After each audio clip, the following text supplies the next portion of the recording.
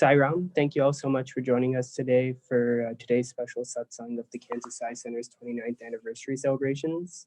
We'll be following the agenda as sent in the email. Just a gentle reminder for all of you to please be on mute throughout the session. We'll be starting off with 3 ohms.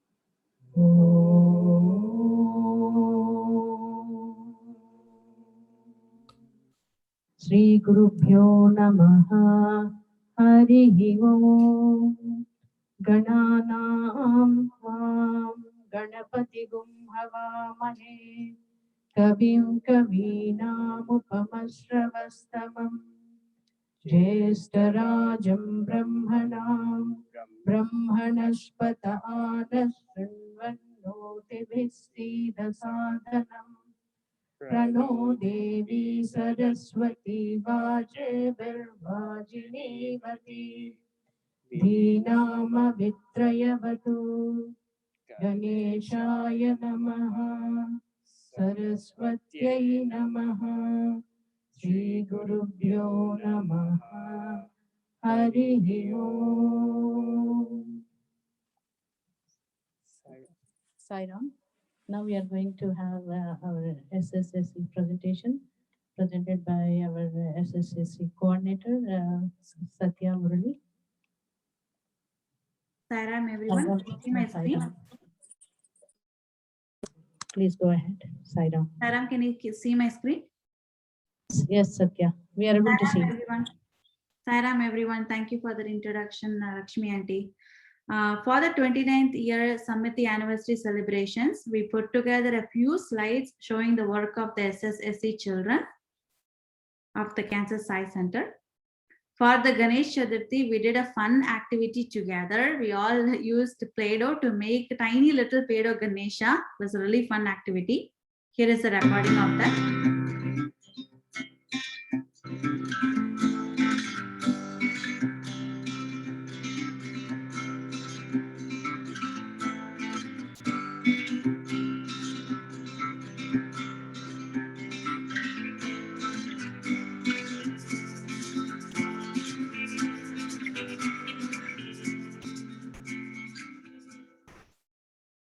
That was a really fun activity we did, and we all enjoyed doing it for sure. Oh, sorry for that. And also Sai Charan prepared a recording of a puppet show that he did to depict the story of Ramayana.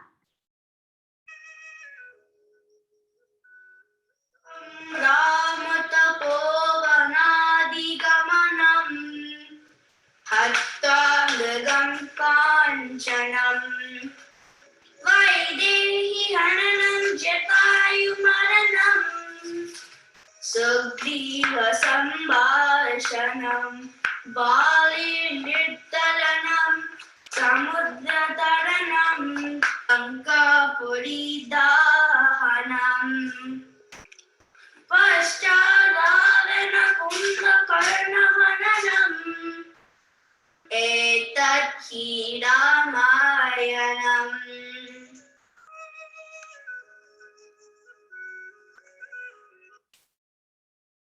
And that was to show the Ramayana presentation story. We had so much fun preparing all the puppets with all the colors and faces and making all the Ravana's beard and all that. It was so much fun, and also used only the few lines that Swami says to explain the entire story of Ramayana, just written in a few lines. So that was one of the activities we did together, me and Sai Charan here. And another activity that we did is to also have all the children talk about their life application. So in the SSSC class, we have been learning about the 5 human values as given by our Guru Bhagwan himself. Truth, non-violence, peace, right conduct, and love. Satya, Dharma, Shanti, Prema, Ahimsa. And some of the SSSC children have been talking about what life application they have been working on.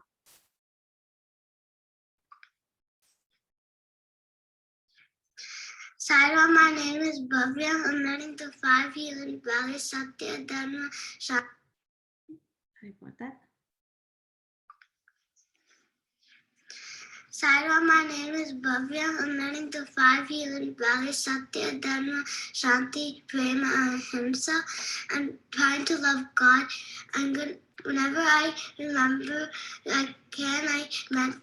I say it quietly and mentally, and I chant God's name or Swami Bhajans. Thank you.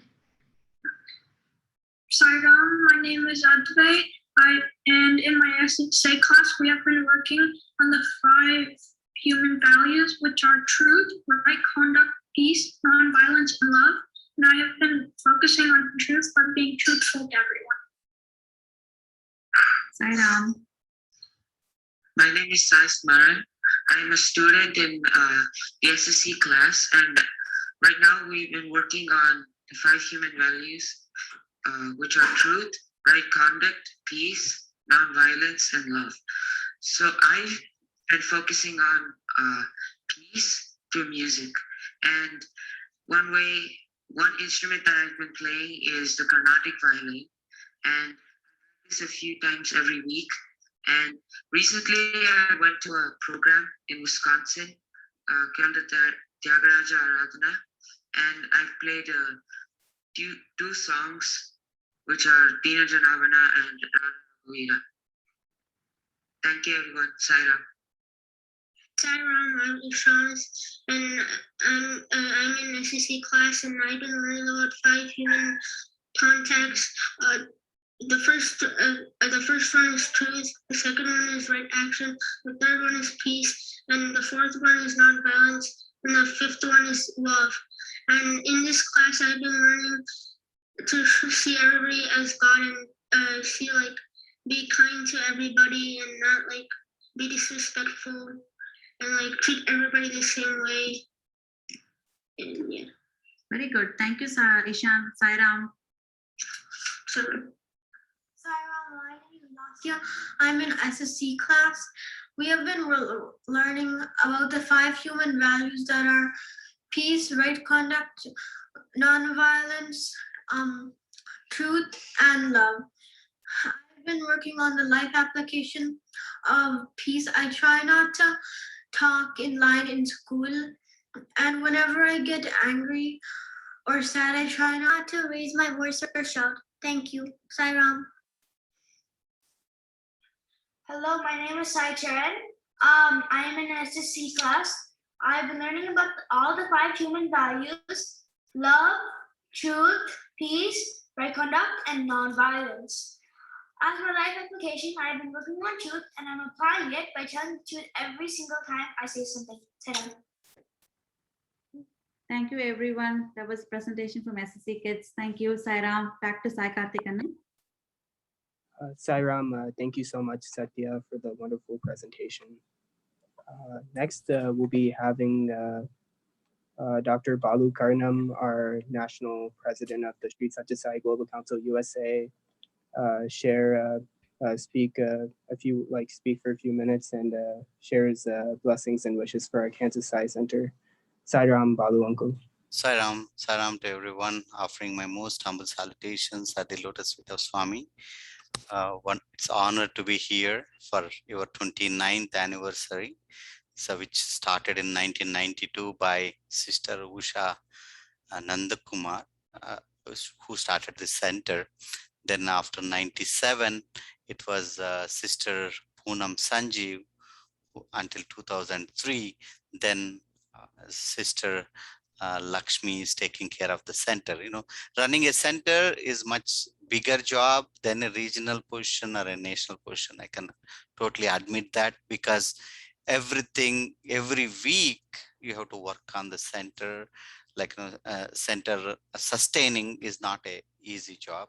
I really appreciate, and it's a lot of energy goes in.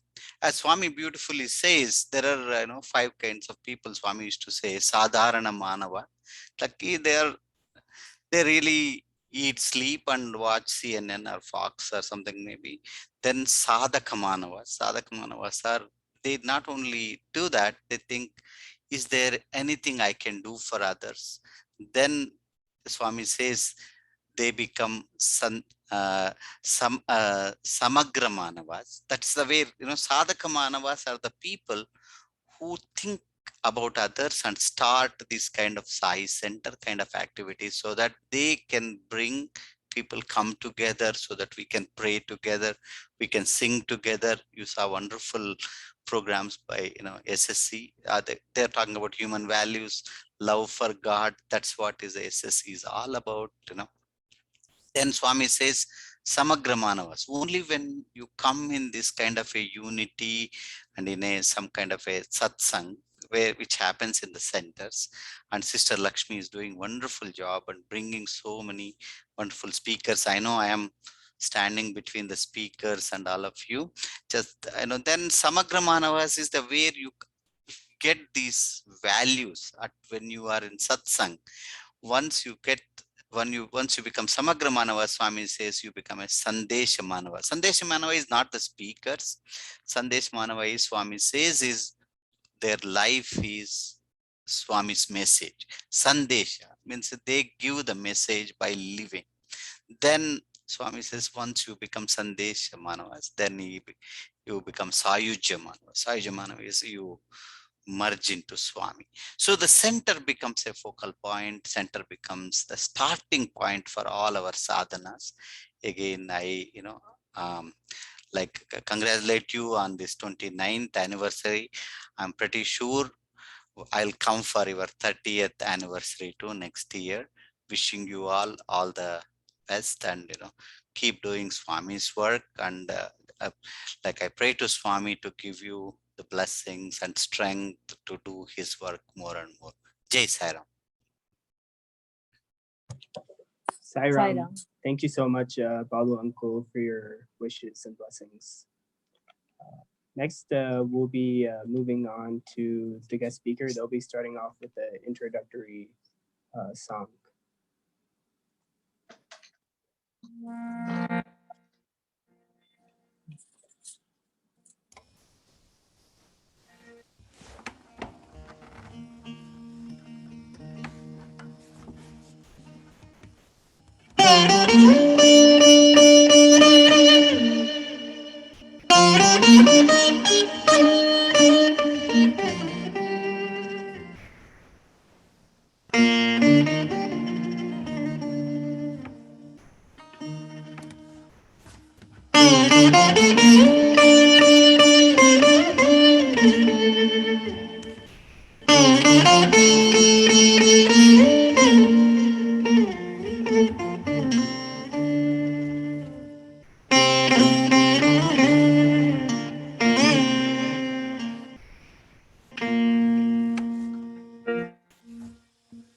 Deva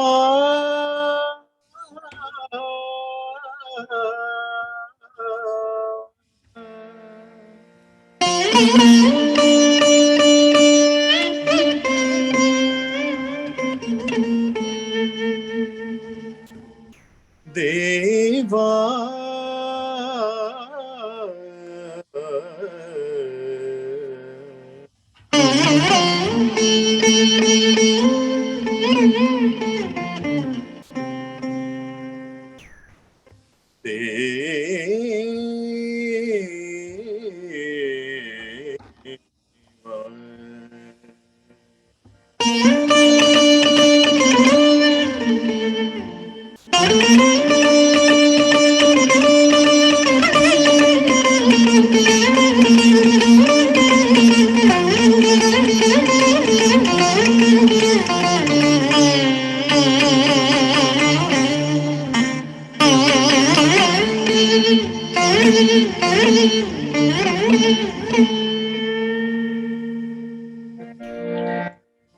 Deva Namo Deva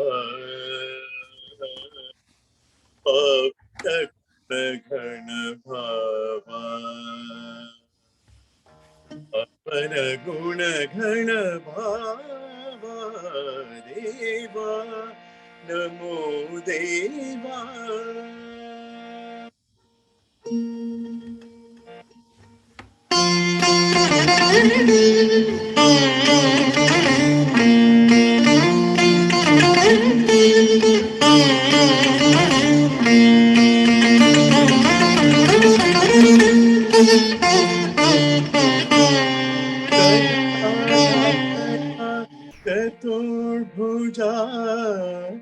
गगन नील मेघ श्यामा आ आ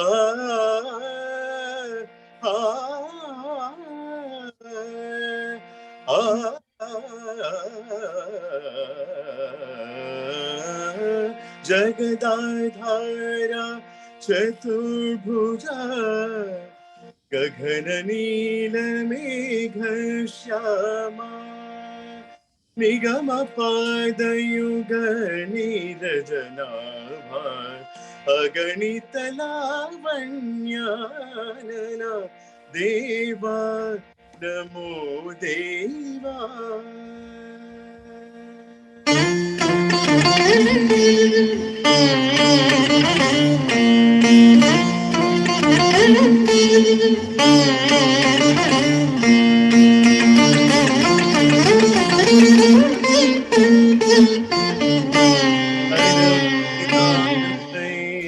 गगन उधारा गण वेदान्तैर्गगन उधारा कनक शङ्कर चक्रतराङ्गा घन वेदान्तैर्गगन उधारा कनक शङ्कर चक्रतराङ्गा दिनमणि शशांक दिव्य विलोचन अनुपम Ravi बिंबादरा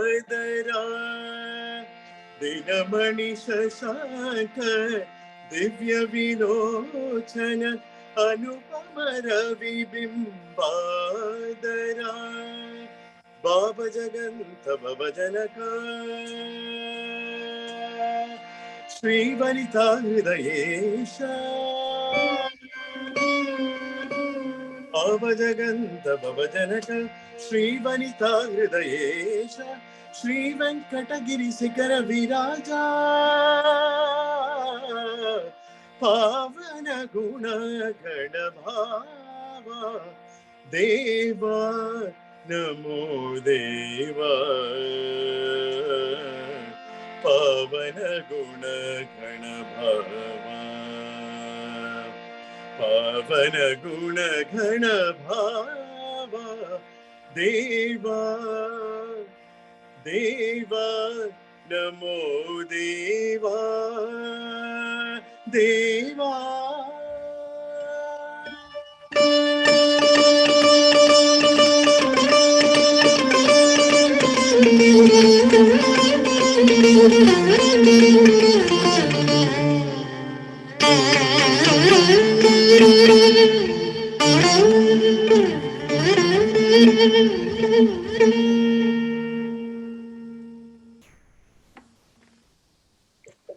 Sairam, wow, such a blissful presentation by the both of you.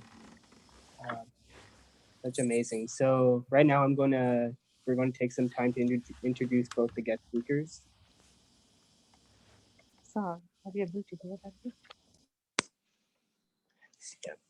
So starting off, Sairam, we are blessed to have with us Dr. S. Kumar and Dr. Dhurjati Mudigonda, who just presented the introductory piece. And on the auspicious occasion of our Kansas Science Center's 29th anniversary. To give a brief introduction, so Brother S. Kumar was born in a Sai family who were devotees since the 1960s. Brother Kumar underwent Carnatic classical training during his Bhavikas days in Neyveli. His music guru was Sri Chembe Anandan. Brother Kumar got the opportunity to join the Sundaram Bhajan group in the early 80s, where he got the opportunity to sing in the Divine Presence for the first time. He joined the Sri Satyasai Institute of Higher Learning Prashanthi Nilayam campus for a master's in 1984, went on to complete his PhD and was a faculty in the Department of Math and Computer Science. Brother Kumar's job brought him to the US in 2000.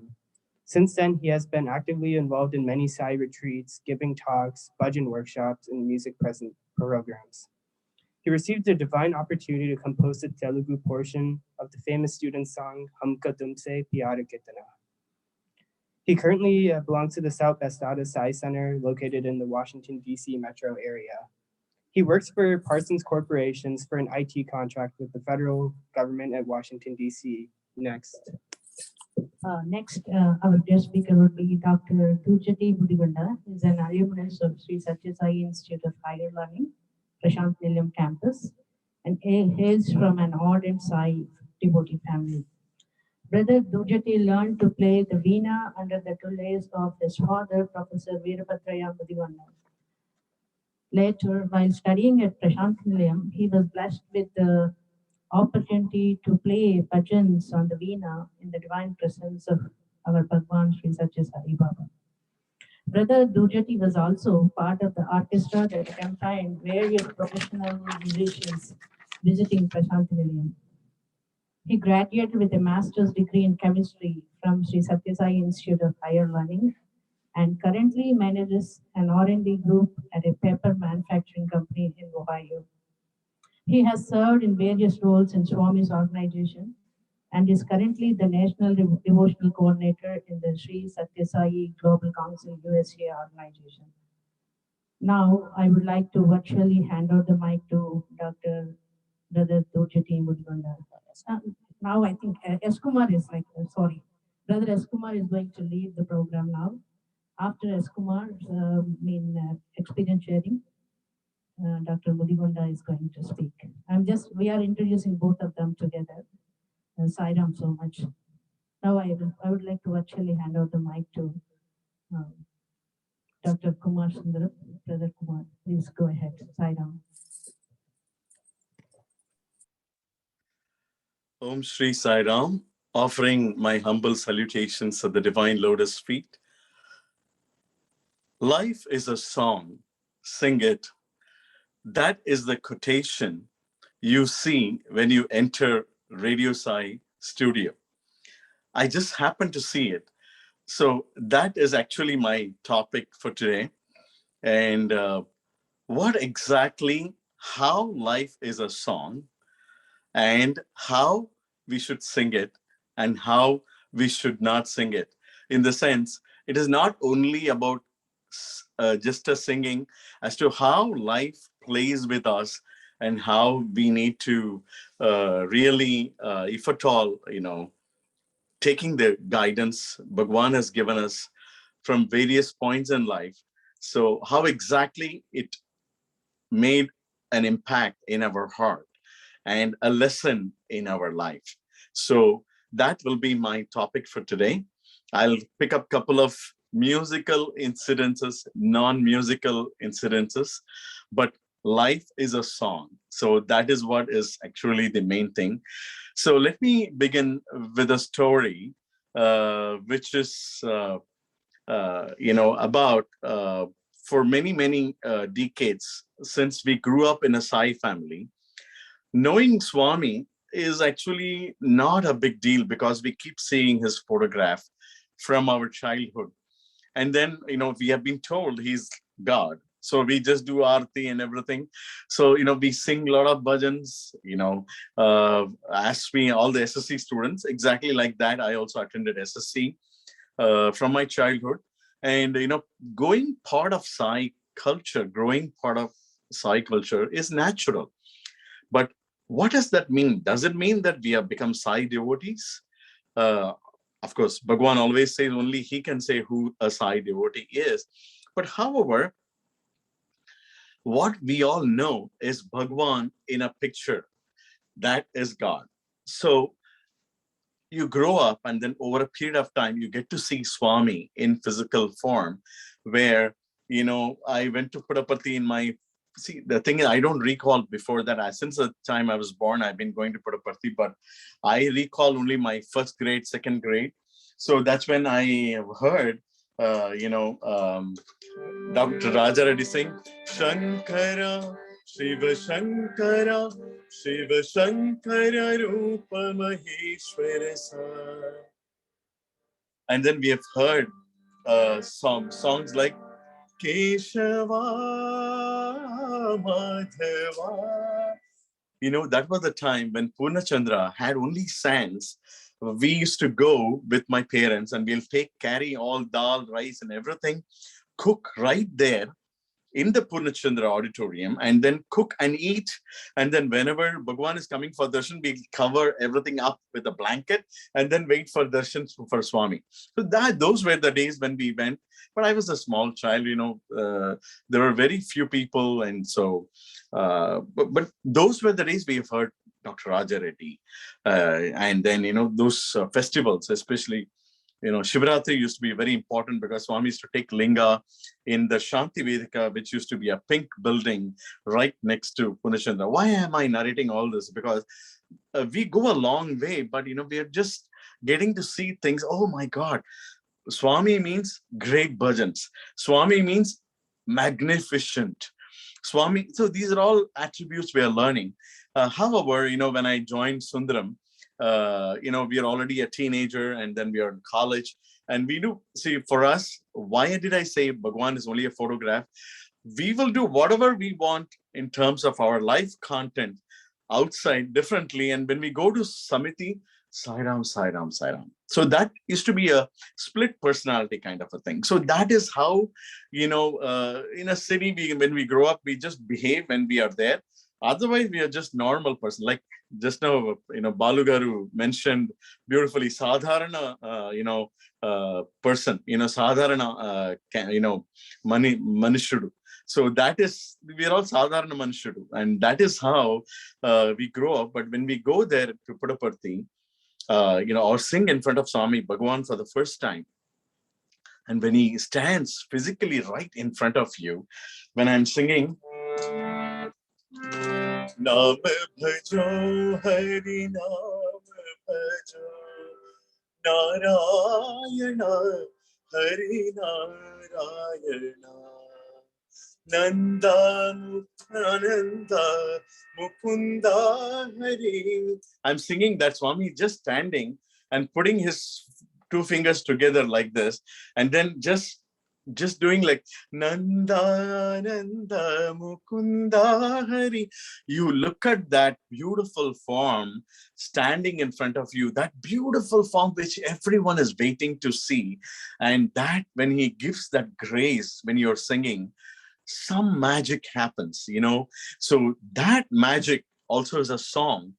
So that influences our life at the first point where, no, this is not just a part-time life. I want this to be my full-time life.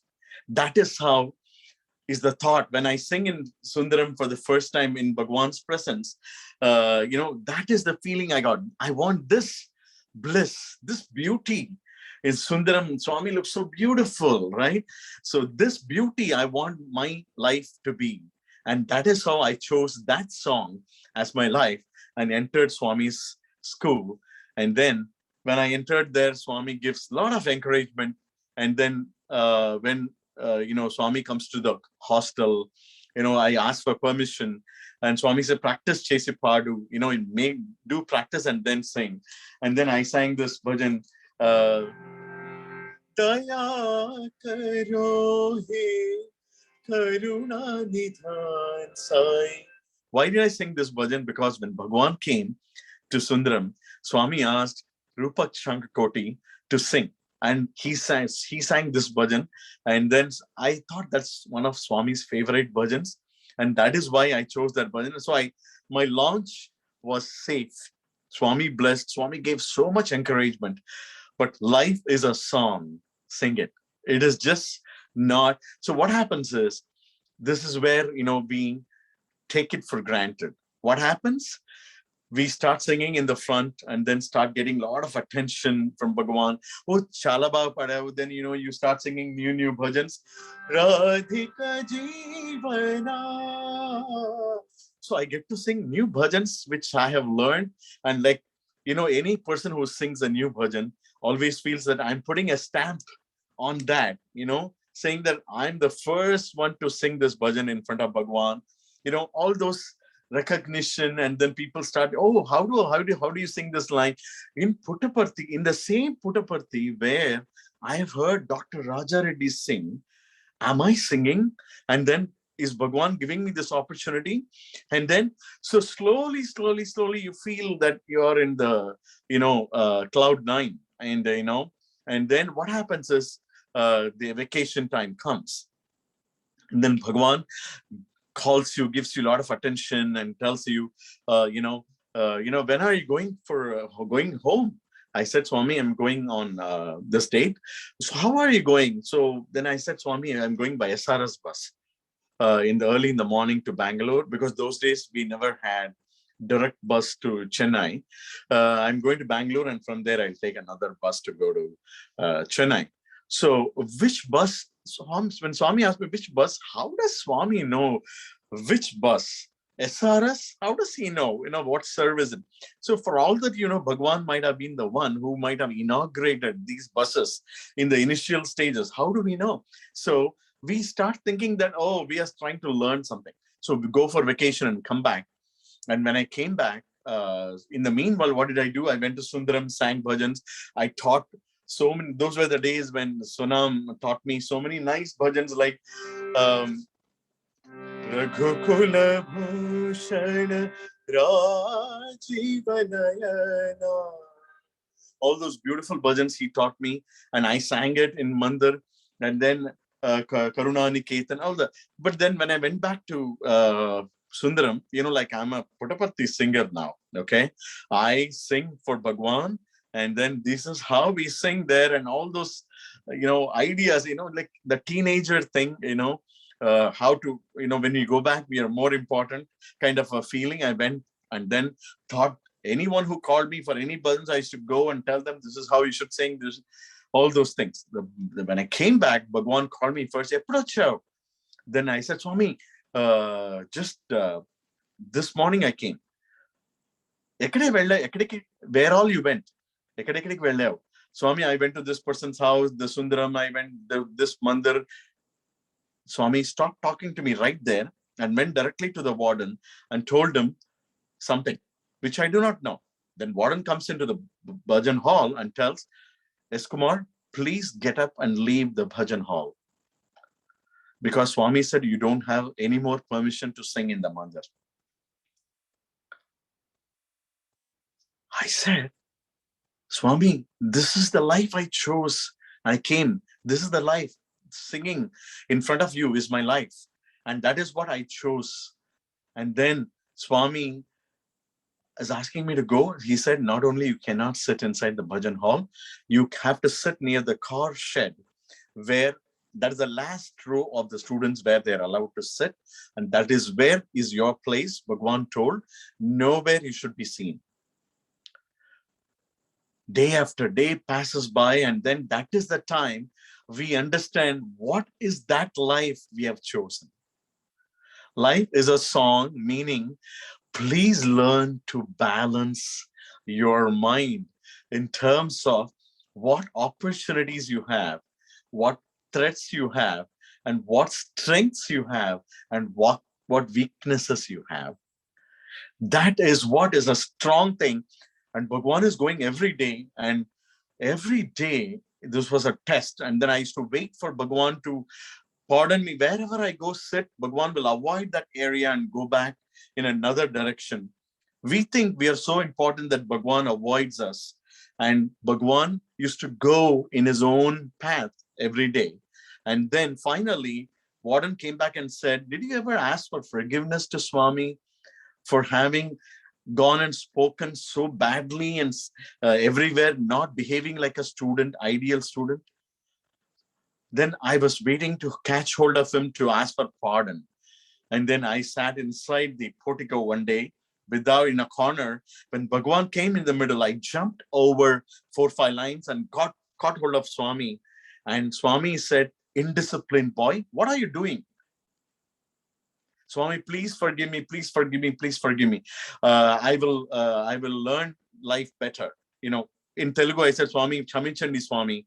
Then Swami said, Anta Hankaram, all is because of your ego, because you are all about, which means all about restlessness. Life is not about restlessness. Life is about being steady. So you have to learn to control your emotions. So that is the message which he gave on that day and said, and he kept watching me cry. And he said, take Pada Namaskar. And at that time, Swami was looking at me continuously. And then I asked Swami, can I now sing in the mandir? Anta drama karta hera. You are doing only drama. All this drama is only for singing, right?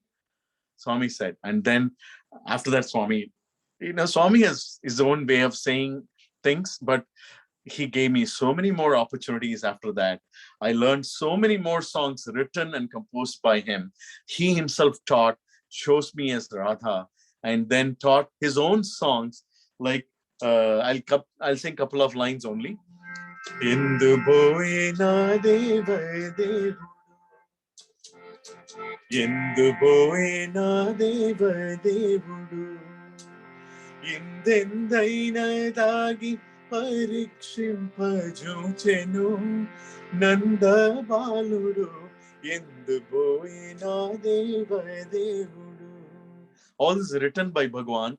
I used to write them in Tamil, line by line, word by word. Bhagwan gave a dictation, and then I got to perform that drama, which gave me 3 months of attention in terms of guiding what exactly is the next step in life. It is not, Swami taught me what is Radha. Swami taught what is the next step in life. Radha ante enti, R-A-D-A.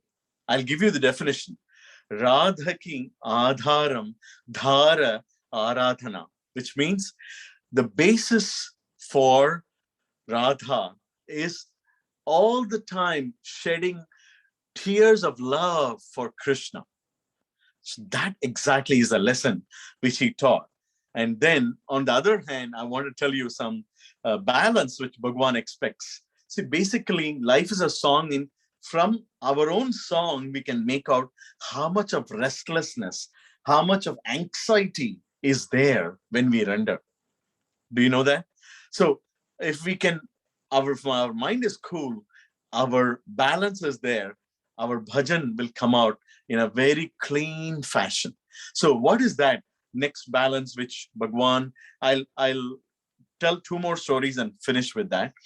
The next story is, I was doing my master's. So Bhagwan came and announced that 19 students who were there in my batch. We were 2 students in my class in mathematics, and we had 5 professors. 2:5 is the ratio. And we had so much attention from professors. So they taught us so much. And then the typical thinking of city where, I can prepare towards the end of the examination and get my grades. That used to be my attitude until I joined Puttaparthi. So what happened? So Bhagwan comes on the first semester results, and then he announces, oh, Ramakrishna ki A grade ochindi. Krishna Mohan ki O grade ochindi. Darvata, he'd give all the names and give the grade. And then he kept going one after another, all my classmate names, announcing, standing between the portico and the darshan line where the devotees are there. So he's standing in between and giving, come, take namaskar, kneel, board the line, A grade. Pada namaskar tisko. He kept saying like all the students. And, I was about, in this whole class, there's only one person who did not get a grade. You know who he is? This Kumar. You are, Swami said, Niku Pada Namaskaram ledu. Niku ledu. I am not giving Pada Namaskar to you because you are an insult to our institute. You are getting a B grade. Everyone else got A grade in their in their first semester results. If you don't have the balance to study well, if you do not belong to the institute, you do not belong to Mandir. If you do not belong to Mandir, you cannot sing here. Swami understood how exactly my psychology worked. So this life is a song, meaning you have to have whatever responsibilities you have been given, you just can't sing and escape everything else. So whatever responsibilities you undertake, you better complete them to the fullest satisfaction, and then you can always sing in the mandir. That was a hard lesson in my life. If at all Bhagwan, if at all someone who taught me life in a very hard manner, in front of everybody, no Padanamaskar, and that insult goes inside your mind, my mind. And then Bhagwan makes you focus on whatever is good for your life. Who else has cared for my life more than Bhagwan? Nobody else has cared. So Bhagwan, I'm always thankful to Bhagwan because he has cared for me more than anyone else can care for me. Also, he knew the methodology to know where to twist my ears to make me study so that I can continue to render the bhajans in front of Bhagwan. So the next semester when I got O grade, Bhagwan comes out of Mandir, opening the darshan. Eskumar ekkada, O grade ochindi. He keeps going around for darshan, comes back, talking to the boy. Eskumar ekkada, he searched. When he searched for me in the bhajan hall, I just entered. I entered little late into the bhajan hall, so he went and then finally came back to the bhajan hall and asked, Eskumar ekkada, Niku O grade ochindi, and he was so happy. He was more happy than me, and he was like giving me Padanamaskar. I said, Swami, this is the ultimate blessing of my life, where you made me what you wanted me to become. The song of life is not just about the balance which we have to have in terms of emotion and ego. At the same time, render things to the fullest ability of our own mind. And that is when I offered, Bhagwan gave me more and more opportunities as Yashoda and so many other, so many other, lessons which he taught me. And finally, I qualified for a PhD program, which itself is a big thing those days. If you do not have O grade, you cannot qualify for a PhD program. So Bhagwan made me qualify, and I am really thankful. If at all today I am what I am, it's purely because of Bhagwan. And so I'll conclude my talk with this prayer, which we made it as a song, which is composed by Sailesh Srivastav.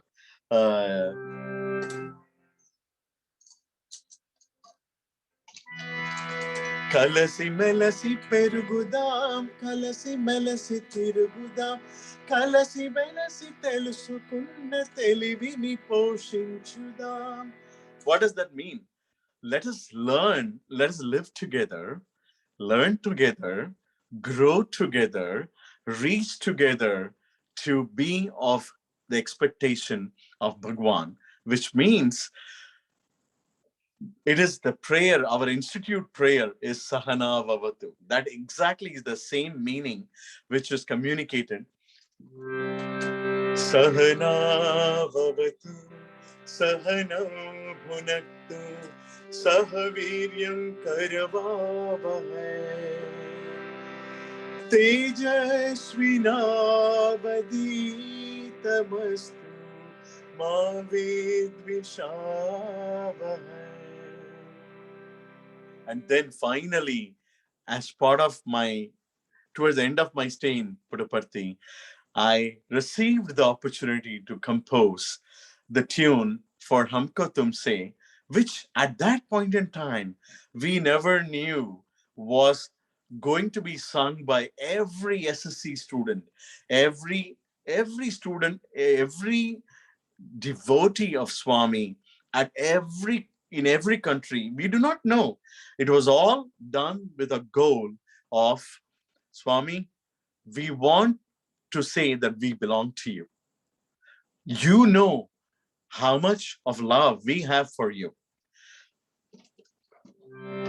हमको तुमसे प्यार कितना साई तुम ही जानते दिलों की धड़कन तुम हो साई तुम हमारे प्राण हो. Then the Telugu words came written by Satish Babu, the warden of student hostel. నీవు లేని మా జీవనం నీరు లేని చేప వేదనం నీకు మాకు ఒకే బంధము అది ఏ ప్రేమ బంధము. So the last line was not sitting in a particular rhythm. నీవు లేని మా జీవనం నీరు లేని చేప వేదనం నీకు మాకు ఒకే బంధము అది ఏ ప్రేమ బంధము. So it's like three అది ఏ ప్రేమ బంధము. So how will you make a song out of this? So at that point in time I was just praying hard. I told if at all there's one, I told Sailesh Srivastav, there's only one way we can do this third line. It is the most important line of the whole song. Neeku maaku oke bandhamu adi ye prema bandham. That is the bond of love. That is the bond of love we have, Swami. So if we have to ask for change of line because of matra is not sitting, how stupid it will be. In my mind, I was thinking. So I told Sailesh, we should not change the words, but we should still achieve the kind of power behind this word. So I said, Neeku maaku oke bandhamu. I said, let's stop. Adi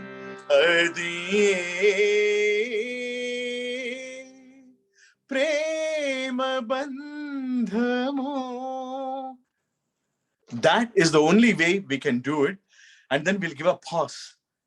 Humko tumse. He said, sir, stop. This is how we are going with final version. We are going now to teach the 600 boys. I said, how do you say this will go through? Because when there is no thalam, group singing becomes very complicated. Then he said, no, sir, this is how we are going. We are going there and we are singing it. You won't believe, the boys are amazing. They are so good in singing. They exactly got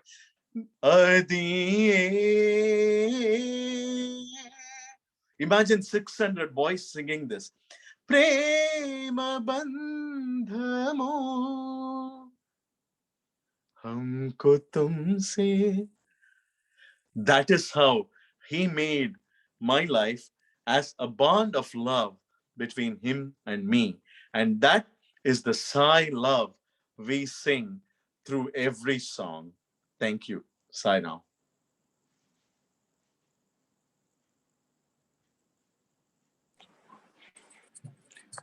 Sairam, Kumar uncle. Actually, you got 10 more minutes, so would you want to share another experience or two? That particular, you can, if you have your vocal cords that are free to work, can you please sing the entire that signature song of yours? Sure, we can. You know what we can do? Keep those songs in mind. So like when Dhurjati plays, I feel so excited. So let us finish Dhurjati's talk. And then maybe if time permits, then we can do one song with me and Dhurjati. Kumar, we have time. I know, but Dhurjati, you want to play beforehand? Sorry? Can you play now is my question. Sure, no problem. Along with it. So what is the song they requested? Humko tumse pyar hai. Any other version, whatever you feel like. But see, Okay, everyone knows this. Please. Humko tumse I just sang just now. So, I'll sing O Nestama. That's actually another, are there, Telugu song okay or Telugu is fine. Any other, like whatever comes to your heart. Both of you can decide. Also, Kada? You can coordinate. Yeah, please. I can sing a Tamil song. Okay, I'll have to tell a story before I start this. I had this, because of this Carnatic, which you said earlier when you introduced, I used to always have a mind of this Carnatic Swami. Whenever you taught me songs, I tried to, whenever Swami came to hostel, I used to sing like a song like Shivakameshwarim Chintayeham Shringara Rasa Sampurna Kari Shiva or Nidhi Chala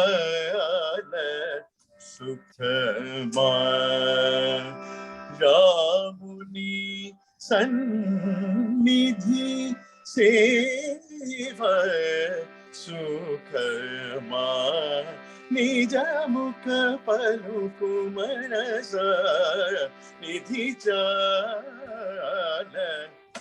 So when we sing in Carnatic, what happens is that the power of Sangati is communicated of, that communicates not only the power of the song, also, hey, I am able to sing that, Nidhi Chala Sukhama. When we do all that, we feel so proud that, yes, I know Carnatic. Swami, can you ask me to sing some Carnatic Kirtans? You've been teaching me a lot of light songs. So then I tried to sing various other Shiva, Shiva, Shiva, Yadarada. I tried singing that Kirtan fully for Shivratri. So Bhagwan used to come back and say, so I thought when we are going to take Pada Namaskar, like Dhurjati, when we go to Pada Namaskar, I used to think that Swami is going to talk so great about me. That is how I used to think. Swami, see how beautifully he sang the Carnatic Kirtan. So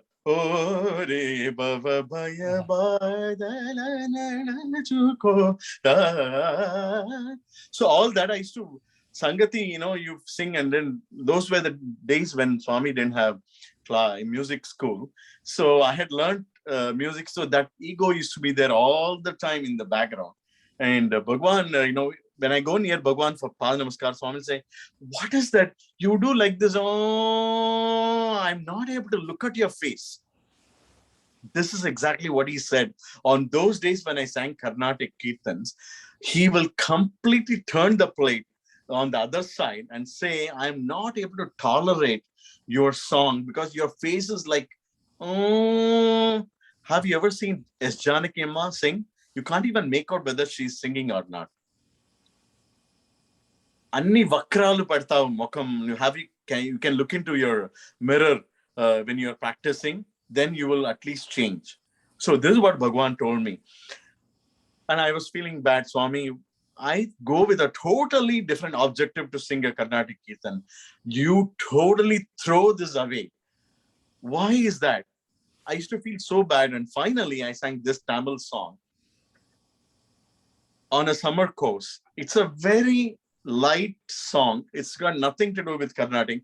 Let me sing this song and close that story at the end. Dhurjati, whichever Shruti.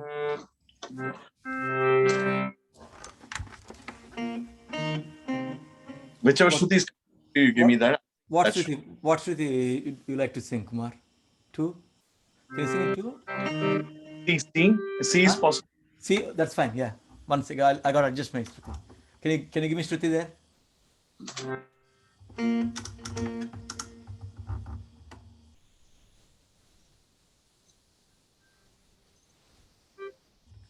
I didn't hear. Okay. I'll sing in 4 Madhyam only. 6.5.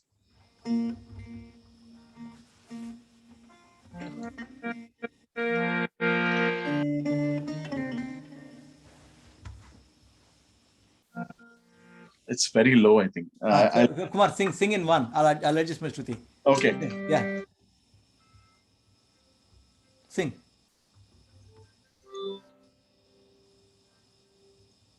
This song, the meaning is Kanna என்றழைத்தேன், Rama என்றழைத்தேன், எந்த பெயர் சொல்லி அழைத்தாலும் என் கண் முன்னே சாய் முகம் மட்டுமே தெரியுதே. Which means I keep calling Rama and Krishna, but whatever I see is only the Lord Sai's face. That is the message of the song. Kanna என்றழைத்தேன், Rama என்றழைத்தேன், எந்த பெயர் சொல்லி அழைத்தாலும் என் கண் முன்னே சாய் முகம் மட்டும் தெரியுதே. Can you please play some alap in this raga?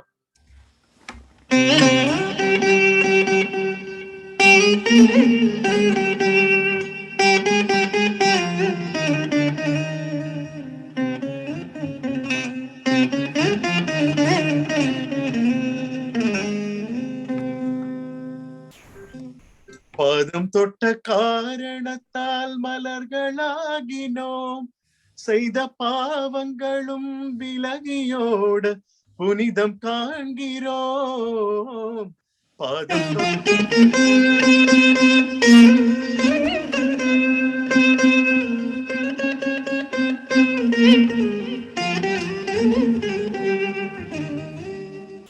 இது பாதமல்ல,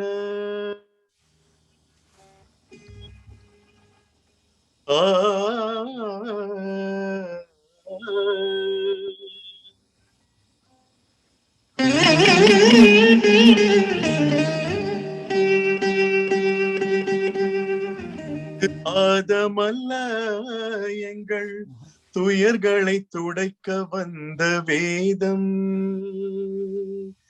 எத்திசையும் அருள் மணக்கும் சத்திய சாய் ரூபம். எத்திசையும் அருள் மணக்கும் சத்திய சாய் ரூபம். ஏழைகளின் நெஞ்சங்களில் ஏற்றி வைத்த தீபம்.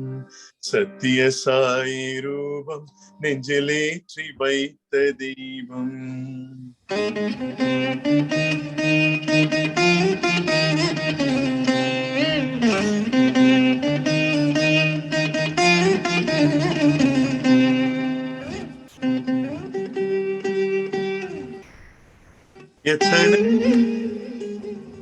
This paragraph speaks about Mother Ishwaramma. In this world, so many people are born. எத்தனையோ பிள்ளைகளை பெற்றெடுத்த தாய் குலத்தை. We all have seen so many mothers in this world. We all have seen. இத்தரையினில் நாமும் பார்த்திருக்க. But there is only one mother who gave birth to Bhagavad Gita itself. Bhagavan Sri Sathya Sai Baba. எத்தனையோ பிள்ளைகளை பெற்றெடுத்த தாய் குலத்தை இத்தரையினில் நாமும் பார்த்திருக்க. And who is born for this mother, Ishwaramma? கீதையை பெற்றெடுத்து சாய் என்று சொல்ல வைத்து சஞ்சலங்கள். கீதையை பெற்றெடுத்து she called him finally Sai. Sai என்று சொல்ல வைத்து சஞ்சலங்கள் தீர்த்து வைக்குமோர் முகம். அது that mother's face which healed so many people's problems in this world is Mother Ishwaramma, and we should always thank her. And that is the message of this song. கீதையை பெற்றெடுத்து சாய் என்று சொல்ல வைத்து சஞ்சலங்கள் தீர்த்து வைக்குமோர் முகம். அது ஈஸ்வரம்பாள் எனும் தாய்முகம். அது ஈஸ்வரம்பாள் எனும் தாய்முகம். கண்ணா என்றழைத்தேன், ராமா என்றழைத்தேன், எந்த பெயர் சொல்லி அழைத்தாலும் என் கண் முன்னே சாய் முகம் மட்டும் தெரியுதே. வாங்கிச்சண்டி Sai.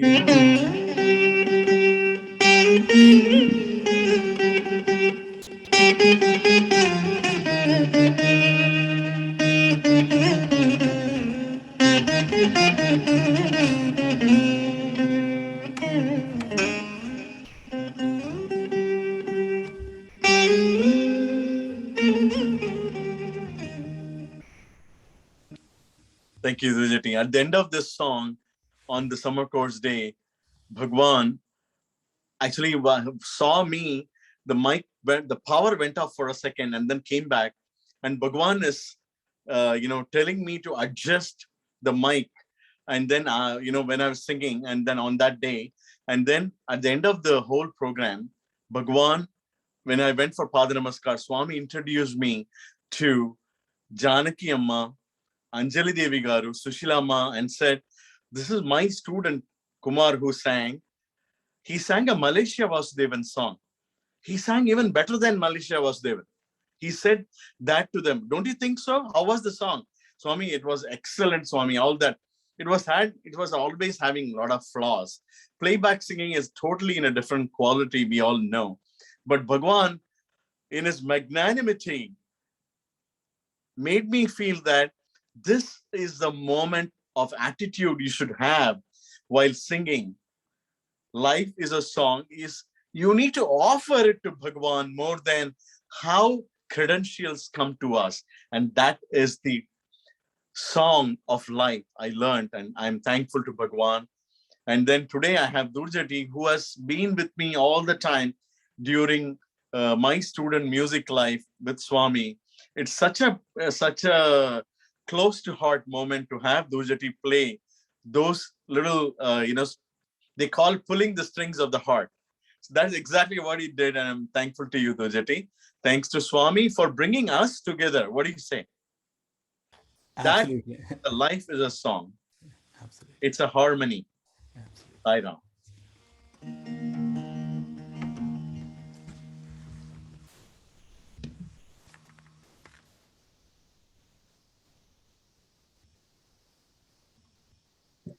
Sai Ram, Kumar uncle, thank you so much for sharing your divine experiences and for the beautiful musical presentation. Now we'll be moving on to Dhurjati uncle's experience sharing and musical presentation. Sai Ram, uncle. Sai Ram, thank you. So first of all, I want to offer my pranams at our dear Bhagavan's lotus feet. This is a wonderful opportunity for me to, taking part in the celebrations at your center. Brother Kumar so eloquently spoke about the wonderful experiences that Swami blessed him. And as he said, I'm so happy to be, having this program together with Kumar Garu. He was a little senior to me, but he certainly had extraordinary musical, scholarship. So, in fact, I learned some Tyagaraja Kirtanas I learned from him while in Puttaparthi. So, in a sense, he is my guru to some part of my life. So, but I'll start with playing a bhajan. Then I'll speak for a few minutes of that. Then I'll go back to playing bhajans again. So.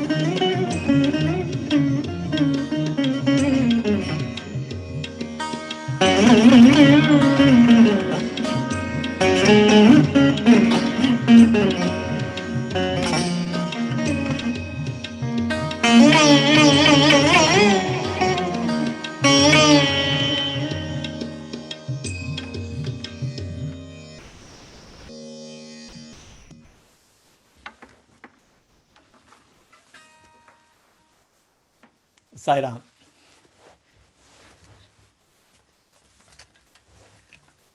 That bhajan that I just played, I think many of you know this bhajan. This is Jaya Sai Gurudeva. It is it's a very beautiful bhajan to start with, but it is also very relevant too, because I think as devotees of Swami, as spiritual seekers, our primary objective is to utilize Swami as our guru. Kumar Garu spoke beautifully about how Swami, personally instructed and and guided him while at Puttaparthi. But as we know, Swami actually guides us wherever we are, whether we are at Puttaparthi or not Puttaparthi. You got to see it firsthand, and that was a great blessing. As absolutely fantastic blessing anybody can have, to be able to spend time near Swami's lotus feet. So Puttaparthi really was a 24/7 classroom that Swami, had for all of us. In fact, not just Puttaparthi, life itself is, a 24/7 classroom for all of us, really. But Puttaparthi, I think Swami made us realize that explicitly.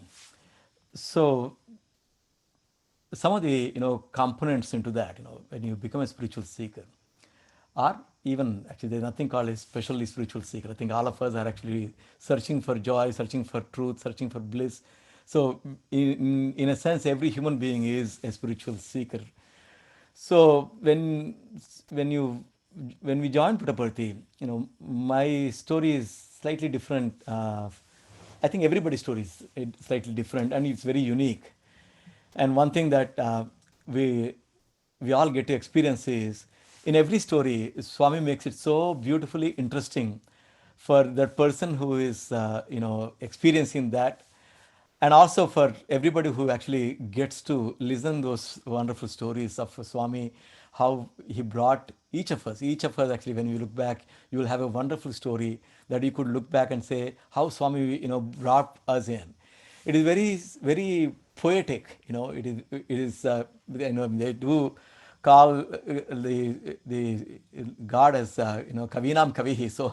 So it's very artistic how Swami actually brings in each of us. There is a story, there is emotion, there is excitement, there is anticipation.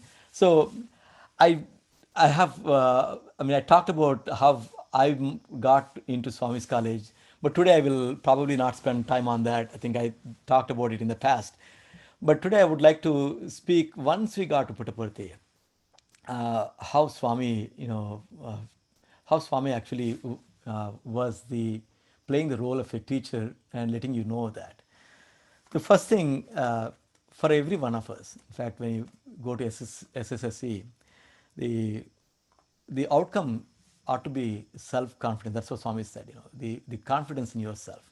The confidence in yourself is actually a very big statement, in that you need to have confidence in yourself, but it's also important to know who yourself really are. So there are two components to that, but without getting into too much philosophical discussion there.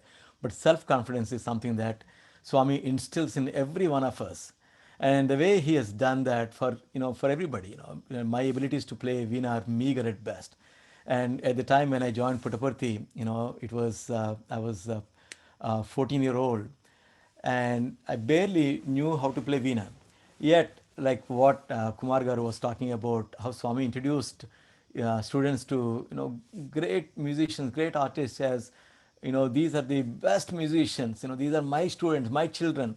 See, that is how Swami, uh, built the confidence in ourselves, that we are worthy to be of doing the worship to Swami through music.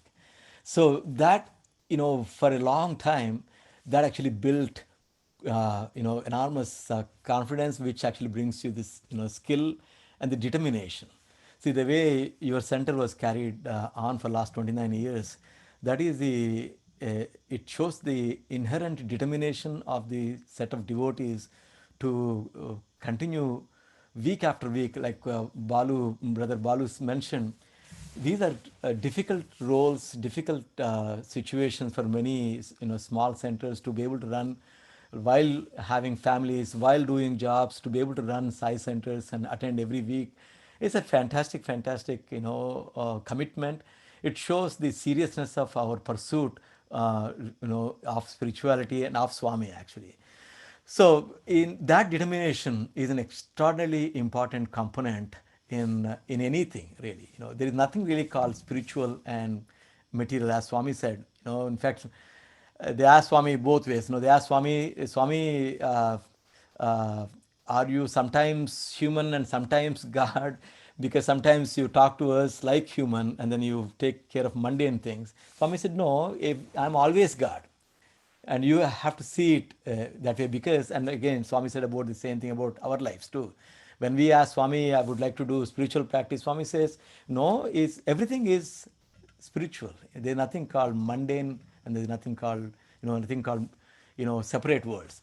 These two are same. In fact, Swami, when he talks about moksha, the consistency in Swami's teachings is so profound, so beautiful. When you read Swami's literature, it gives you goosebumps. It gives you goosebumps because of the treasure that he gifts us through the simplicity of his expression of profound concepts and the practicality of how to actually implement that in our lives is fantastic. Actually, in Swami, you cannot find another example of that. Not that we even need to look at that, but I'm just saying that when we come to Swami, it is a fantastic, fantastic grace because everything that is needed for us is put together beautifully for us. In fact, we are selectively chosen by Bhagavan. Each one of us who has come to know of Swami has been selectively chosen by Swami to pursue the path that he laid for us. This is the reality. And Swami actually said, without his will, none of us even can think of him. None of us can be devotees. None of us can even, go to Puttaparthi.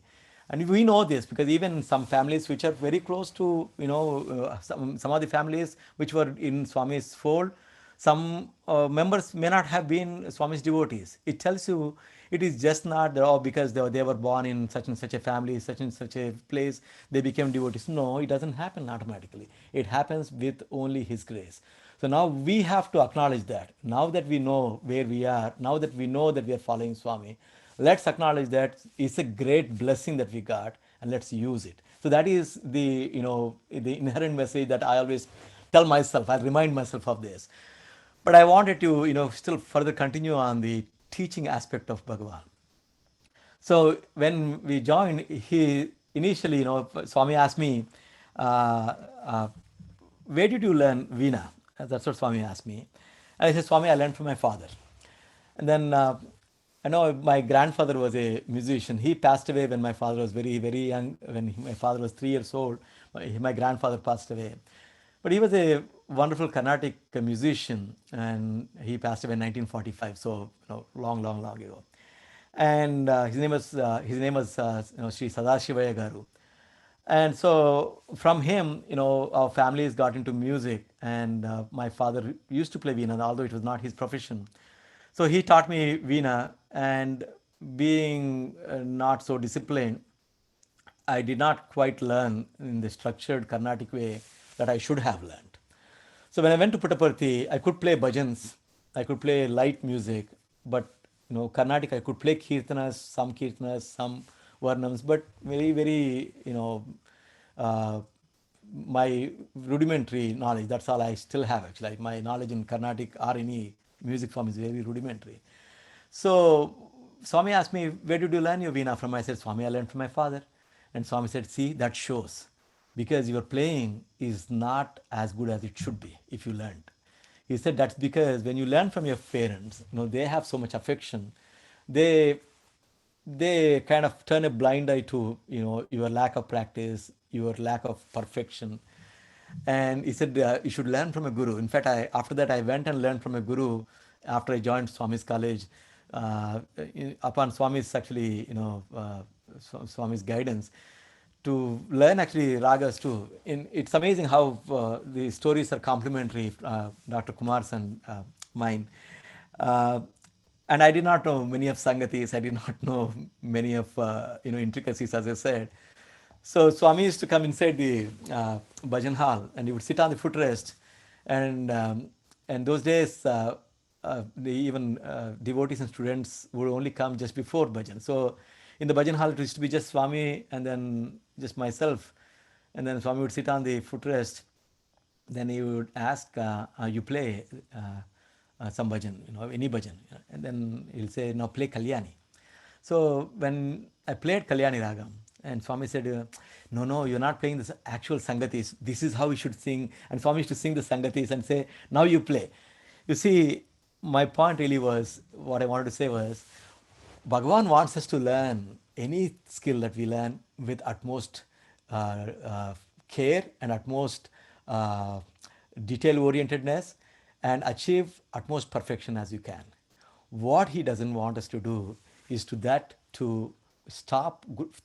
make you stop growing. That is, if you become proud of your achievements, you stop growing. And being the reflection of God that we are, there is no end for our growth. So to not to limit ourselves, out of immense karuna, Swami comes and gets rid of or makes us aware of our own problems, ego problems certainly, even in my case, even skill problems. When my strings used to make too much sound, Swami would say, see, your little finger, you're making too much noise. What I wanted to communicate through this was that if he encourages you, then he lets you practice, he's by you, and then he corrects you. He corrects you so that you can actually continue to progress. The Sadguru does it so beautifully, so seamlessly, you don't even notice it. That Swami is actually putting you in a classroom all through, 24/7. Every incident that comes across in our lives is a lesson for us to learn. Every activity that we do is a chance for us to continue to do the practice. We call sadhana. Swami says you should do sadhana. Sadhana, the word itself means practice. And practice for what? So you should have an objective. So practice to achieve that objective. So Swami pushes you to go down this path as a spiritual seeker. So now we can ask, but what about people who have who are away right now? In fact, for us right now, when Swami is physically not available, how do we get the guidance? And in fact, even when in Puttaparthi, Swami, in fact, that was the other part of the lesson. Swami taught so, I would say, out of enormous karuna, is that he makes you realize that he is within you and he is a witness to every thought and every act that goes in your life with your involvement. And I say this because, in my early days, like Kumar Garu talked about, I grew up in a family where Swami's photograph was considered a live physical presence of Bhagavan. You treated Bhagavan's picture as actual real Bhagavan sitting there. You talked to the photograph. You asked Swami for whatever you needed. In our home, when my father wanted to get Aksharabhyasam done for my brother who was 2-year-old at the time, they put a slate and a chalk in front of Swami's photograph and say, Swami, Aksharabhyasam for my son. And on that slate was written Om and Om Namah Shivaya. I know many of us have heard miracles such as this across the world. It's no surprise because Bhagavan is everywhere and he responds the moment you tap into him.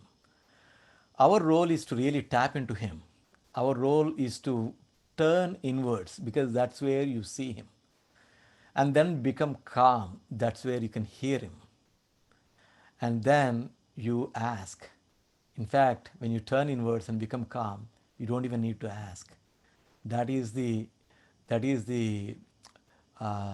magnanimity of the Sadguru. He takes care of you, material too.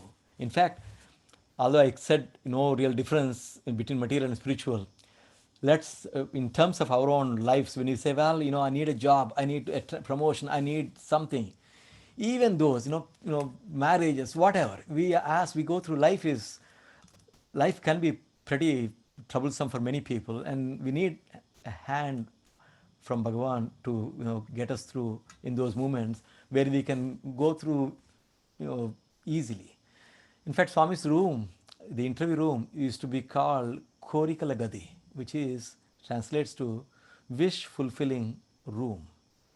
So for a Lord who talks about sealing our desires, it's kind of interesting that the room should be called, the wish fulfilling room.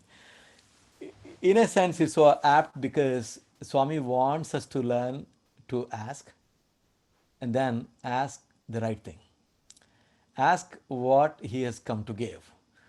This is a path we all are already walking.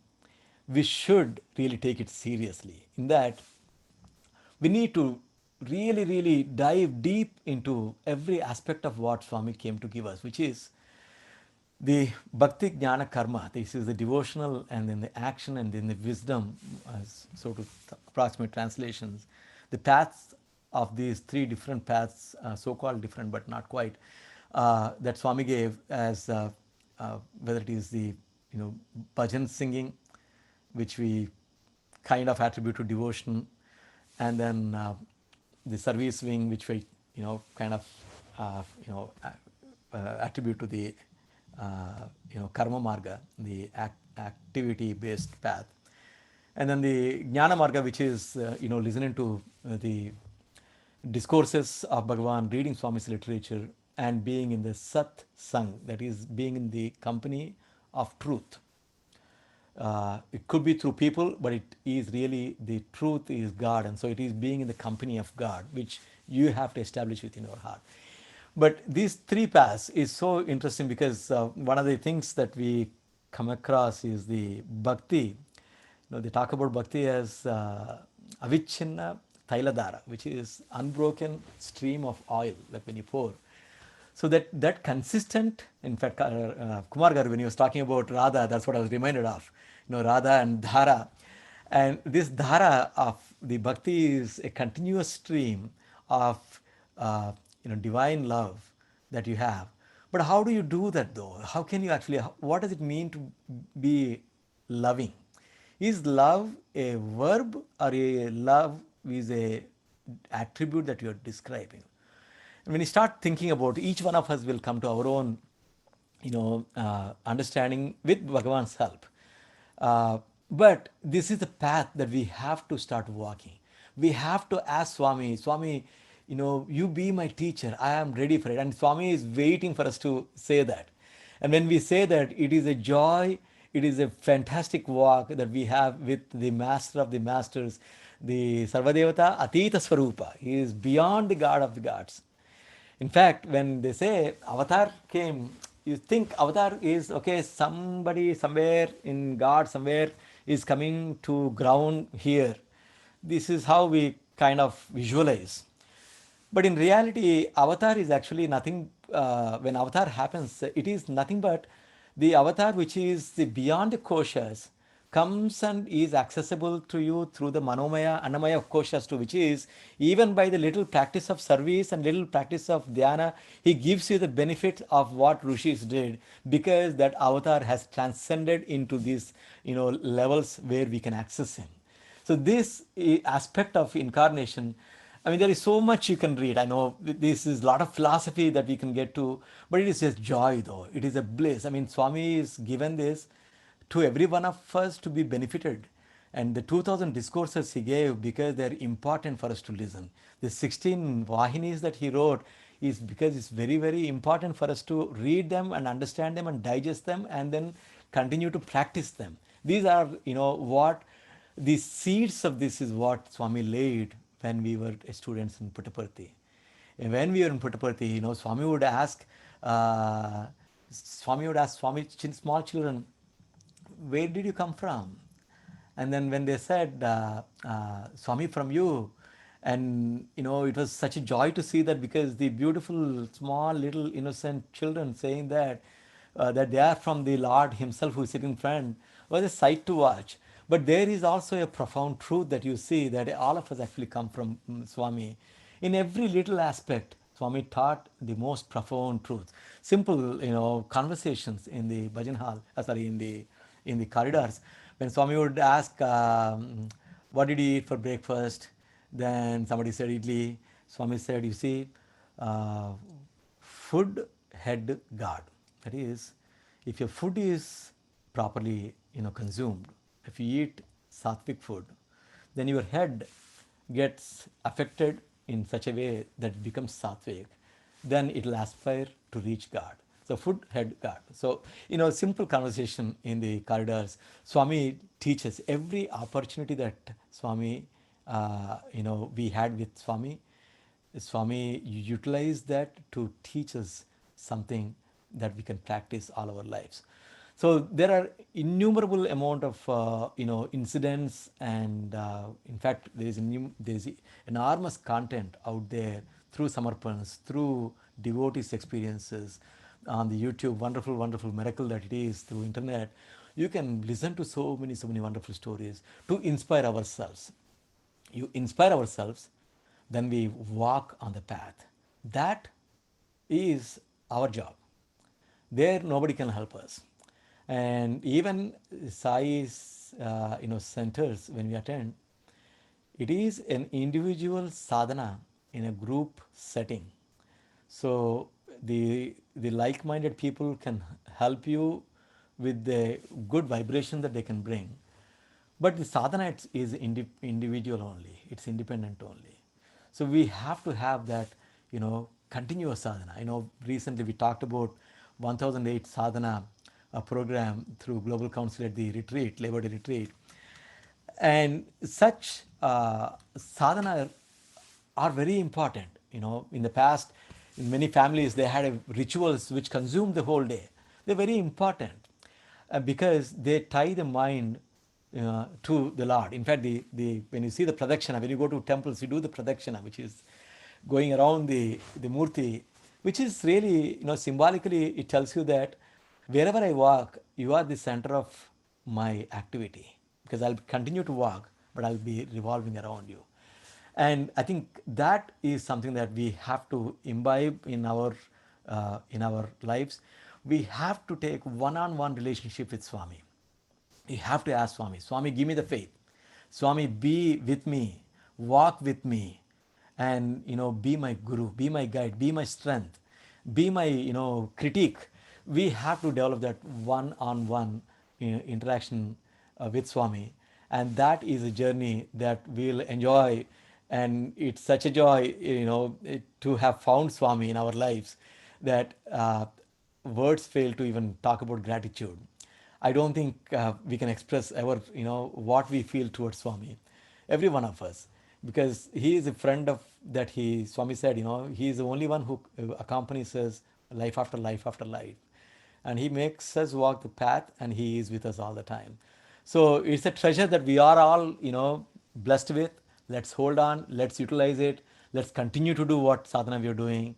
Let's inspire each other, and let's make this a wonderful experience for all of us. And then pass on to next generation. So with that, I'll do I have some more time? Yes, Uncle, you still have around 25 more minutes. 25 more minutes. Okay. So let me play some bhajans, and then maybe if Kumar wants to speak, I'll request him. But I'll play some bhajans. Okay. Sure.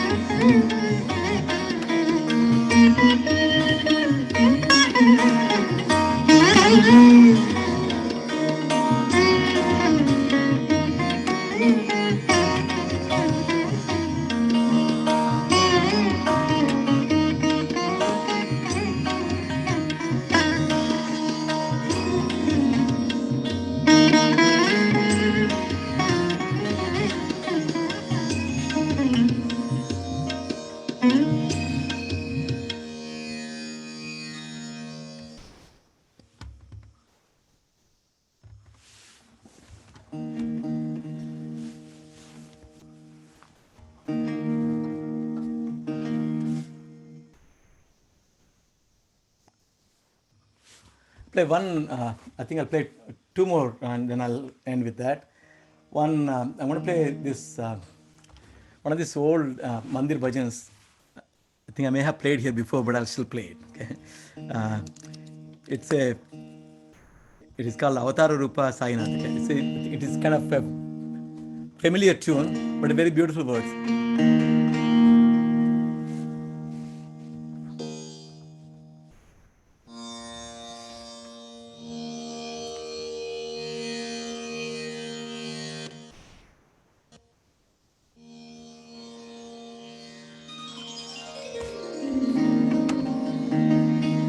Avatara Rupa Sainath Ambujanaba Sainath. That's the bhajan. That's how it starts again.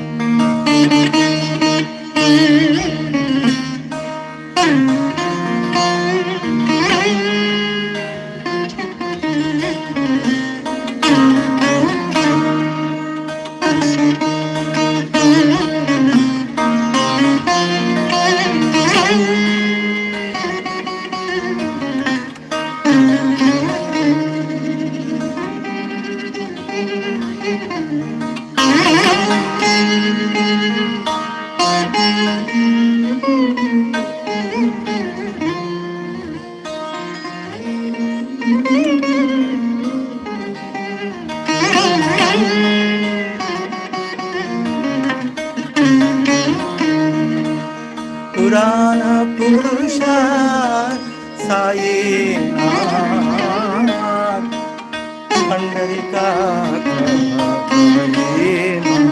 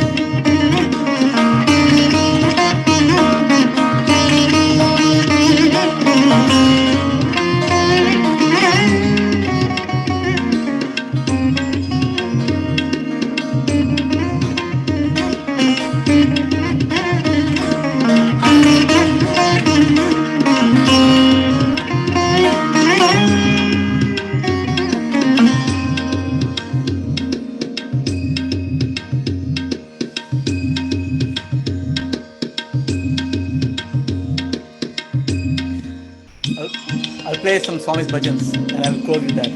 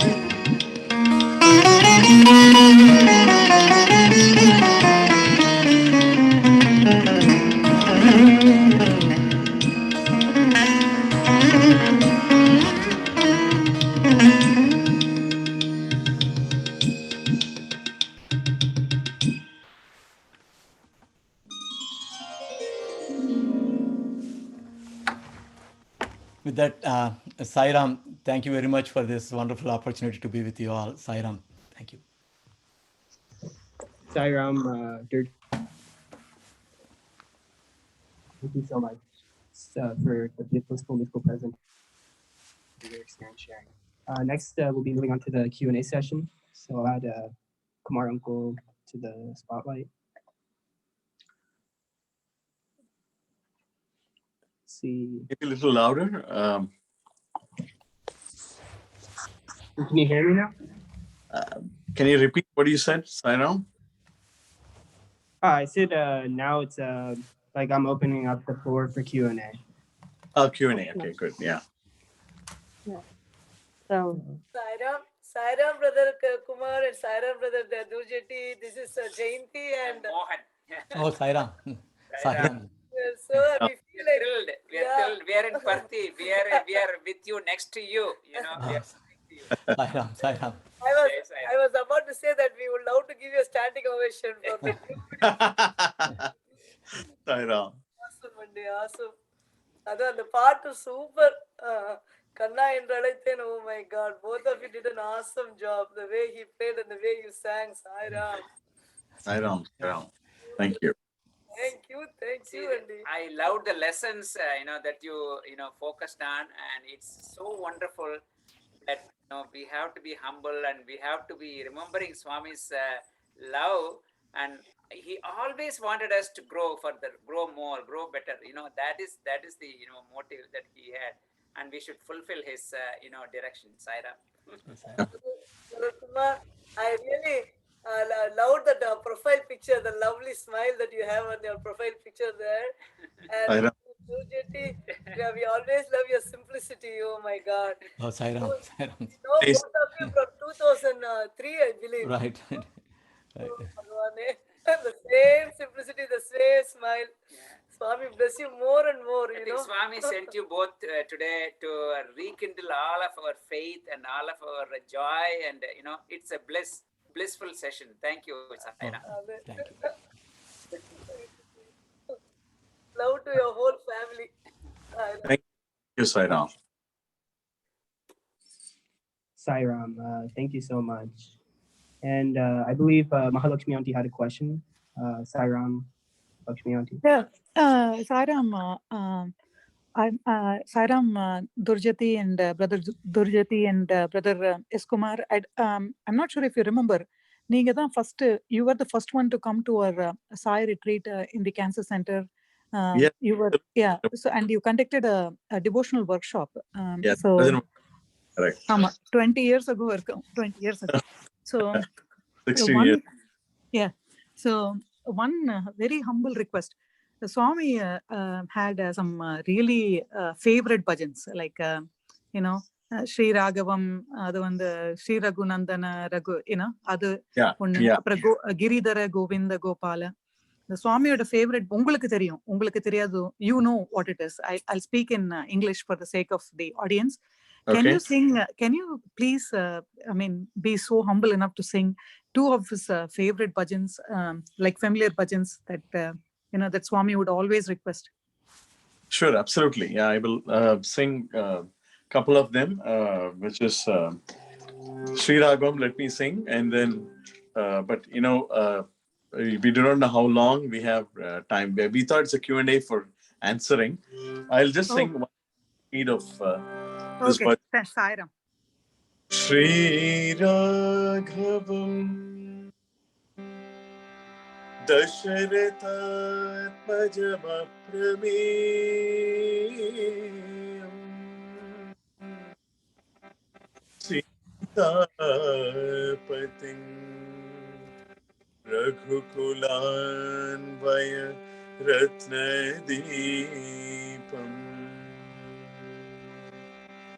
Ajanubhagum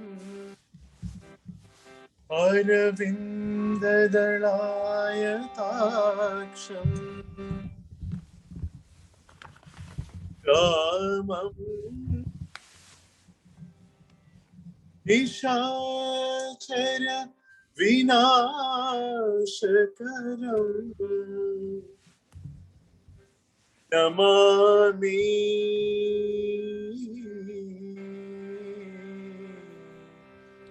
Namami Namami Sri Raghunandana Dasharathanandana Bhadradrishwara Rama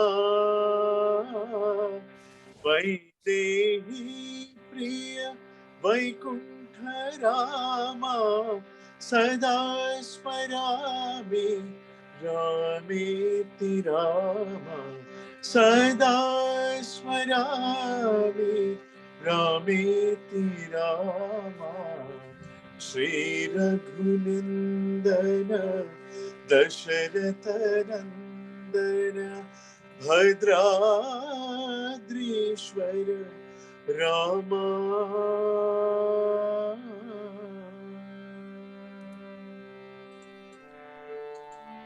Kalyana Krishna, Kamaniya Krishna, Kalinga Mardana, Shri Krishna, Govardhana Giridhari Murari, Gopi Mana Sanchari,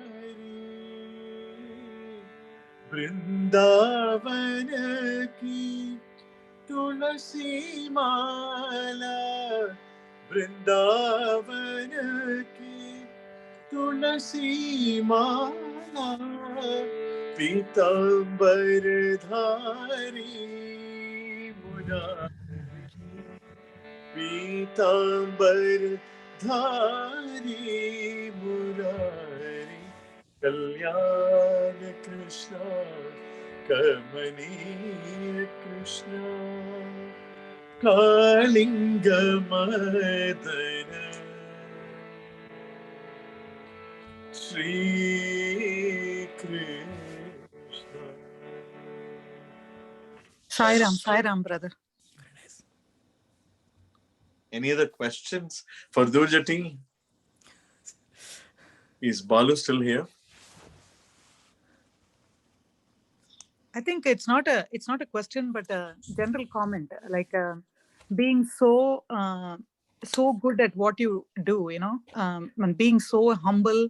I think we all learned a lesson today that Swami, what he does is like you have to always be careful. He tries to raise your ego up, but at the same time he will drop you down like a hot plate. So it's better to be like in a balanced state, which we all strive for, because it's very difficult not to be egoistic, because when somebody is praising you, it automatically raises your your level. And then so I think both of you conveyed like a message that in life, be it singing or be it the real life, I think both of you took a different perspective, two different perspectives. But I really like the life is a song, because for some people, service is my life. Like each person resonates with what they have to give to Swami. So I think both of you gave that. This is a life lesson for us. To complement to what you were saying, basically, instead of being a ball which gets thrown and hit and goes up and comes down, and because of the hitting so hard on the ground, it goes up again. Swami doesn't want that kind of a ball.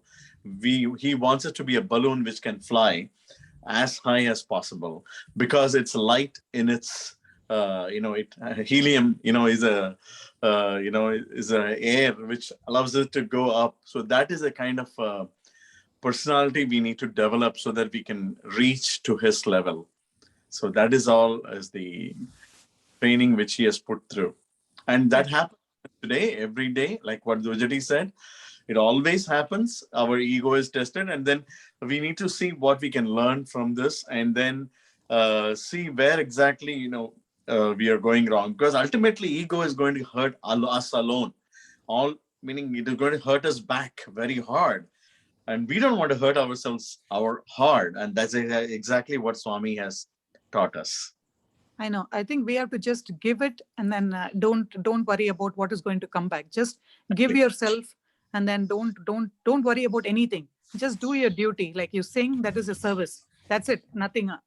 That's one thing I got from both of you.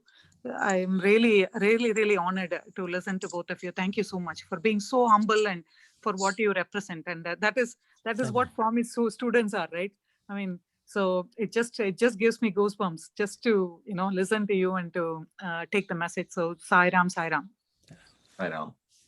Sai Ram, brother, perfect example. Balloon and ball. B.A. Baba. We'll not forget this. Thank you. Namaskar to the lotus feet of Satya Sai Baba. వారి పాదపద్మాలకి శిరస్సు వచ్చి నమస్కారం చేస్తున్నాం. I'm ardent devotee of Baba for a long time. My name is Veerbhadra Vuturi. I'm calling from Dallas. Yes. See, I'm after retirement. I'm staying as a man worked in Hindustan Shipyard, Visakhapatnam for 60 years. And after retirement, for the last 8 years, I'm with my son. In Shipyard also, we have got an industrial belt of Satya Sai cult. And management has given a big room for us to make the prayers. And just like a Kushwant Hall, all the arrangements are made in that we used to do. And I think one Mr. Revinipati Venkata Sridhar must be one of your classmates, either Kumar Garu or Dhurjati Garu. He was also a student of, he did his MSc fiber optics with him. Now he is a CEO of Lakshmi Metal Steel. He is my son-in-law. In previous satsangs, he spoke one day. Today, actually, I should bless both of you. Really so happy with the musical journey of Kumar Garu, Dr. Kumar Garu, and a great name, Dhurjati. And you have, like a Ashtadigajam today, you have put us all in a different, like a Dhurjati of Krishnadevaraya. With your, he is a poet, but you same way you did you with your Veena. We are so happy, sir. And see, I talked Benet. I'm cousin, my Lakshmi is my cousin brother's daughter.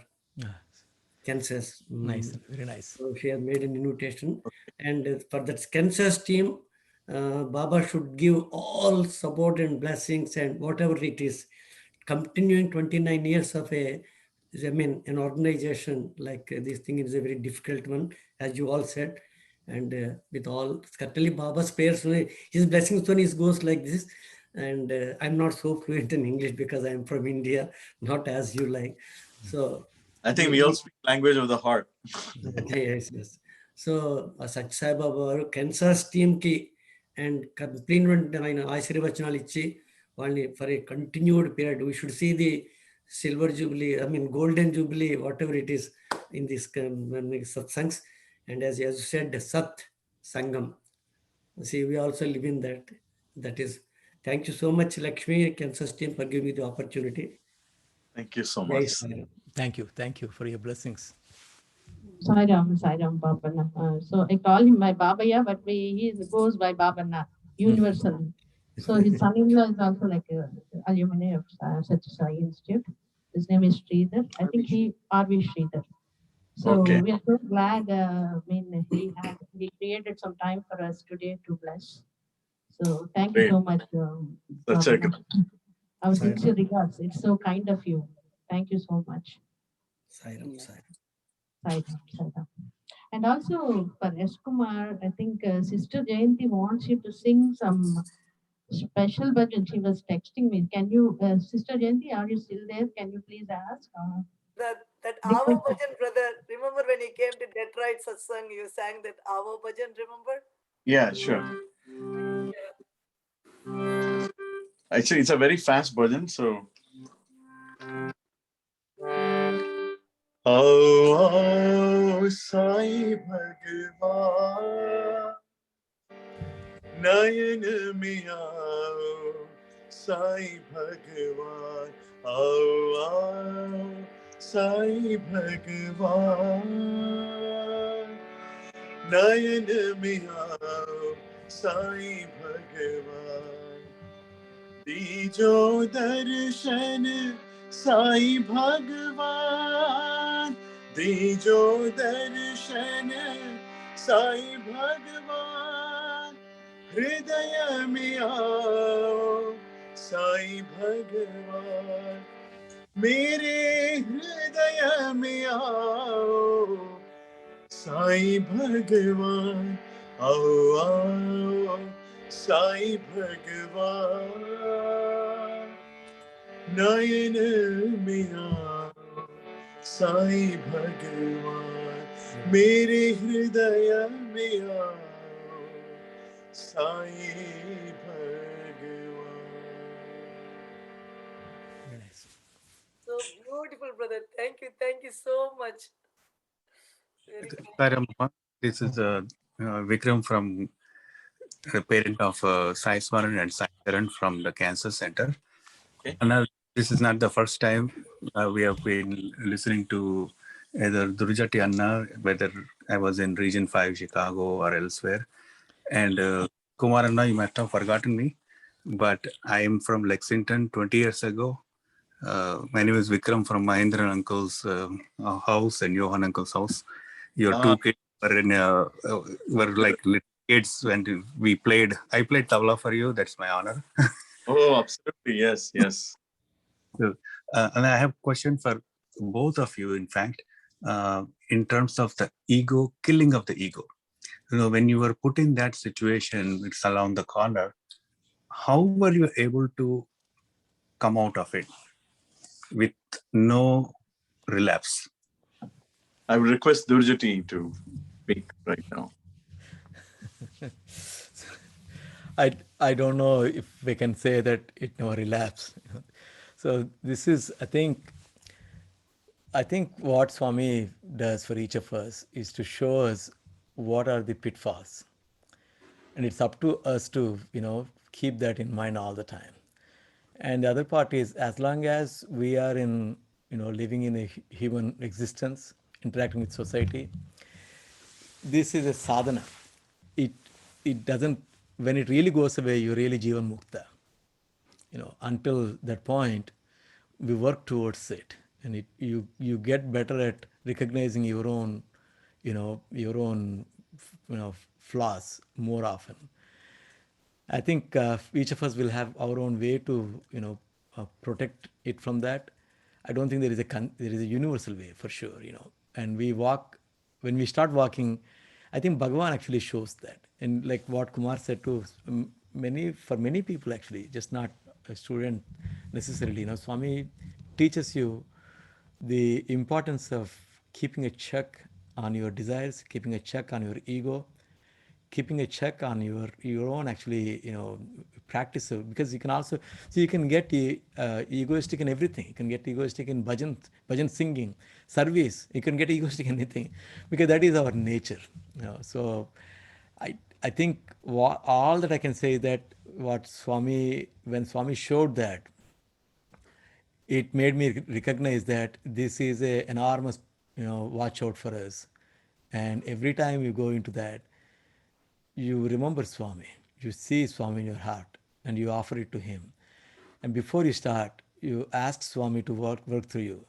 And genuinely, when you have an experience that it truly was Swami, then this won't bother you again. So one time that experience happens where you feel that, where you actually see that everything that happened was because of Swami, not because of you, because you didn't prepare, whatever, it still went very well. And in that moment, you hold on to that. You see, now I know that was Swami. And so you repeat that. So that is one way of looking at. Obviously, there are innumerable way of, understanding this and practicing this. So Kumar Garu, any other comments? Sorry to interrupt again. Yeah, absolutely. Even Shankaracharya. Yeah, whenever we go through Shankaracharya, in one of his slokas, he says, Shatpadi sloka, he starts with Avinaya Mapanaya Vishnu, Damaya Manaha Samaya Vishaya Mruga Trushnam. That is from throwing the ego is such a difficult Avinayam. Please keep it away. That's what you should pray first. Shankaracharya started, and naturally Bhagavan will also, they're all Bhagavad Swarupa, they teach us the same thing. Thank you. Yes. So to answer Vikram's question, from my experience, what exactly happens is we are all logical. We all think well. We are all very good. We all have studied well. We apply logic in every situation to the extent we know. And that is where the ego comes. Hey, you know what? I can sing better than you, but why am I not being selected? This is a typical situation in everything, whether it is music or, or a conference speaking or anything. Hey, I can do that job better than you. But forgetting that in the journey of life, we have to compare ourselves with our own selves, and we have to grab any opportunity that comes on our way to do our best, instead of comparing ourselves to somebody else who is on a journey. Oh, I see him on the stage. Why am I not there? I should be there. So that comparison comes, forgetting that each one of us are in our own journey of that. Whenever we forget that is when we get into this trouble with Bhagwan. So if I have to give you an example, when I joined Dhurjati, I'm talking my mind out. I spoke about this in Kansas during the Bhajan workshop. So when I joined, श्रीराघवम् दशरथात्मजमप्रमेयम्. So Ramakatha used to be sung. Kala kala lade Sitaramula.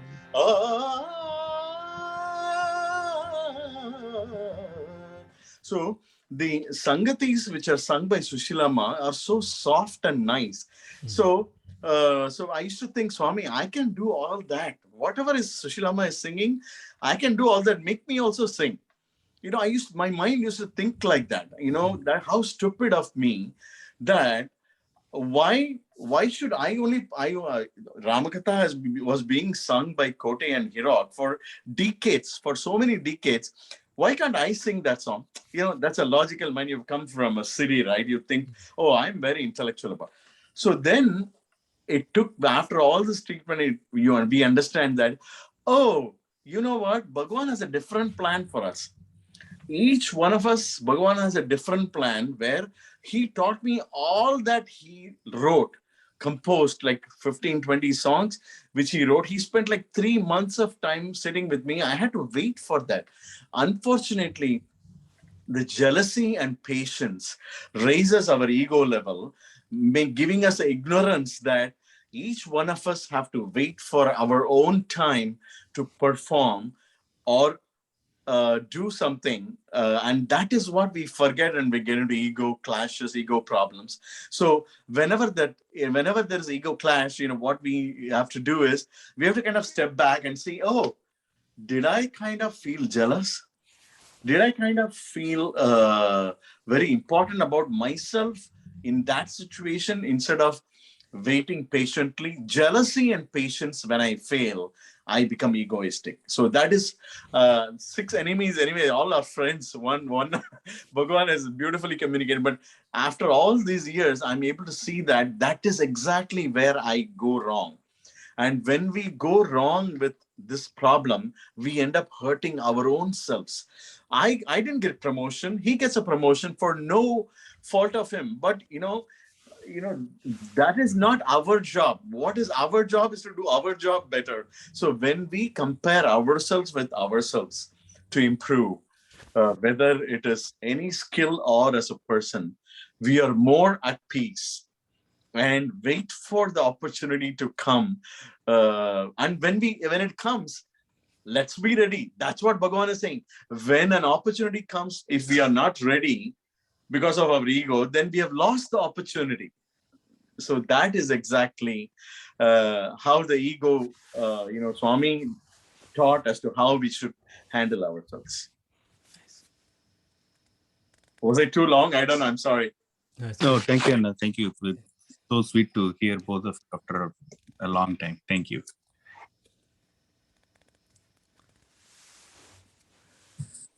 Sai Ram, any other questions?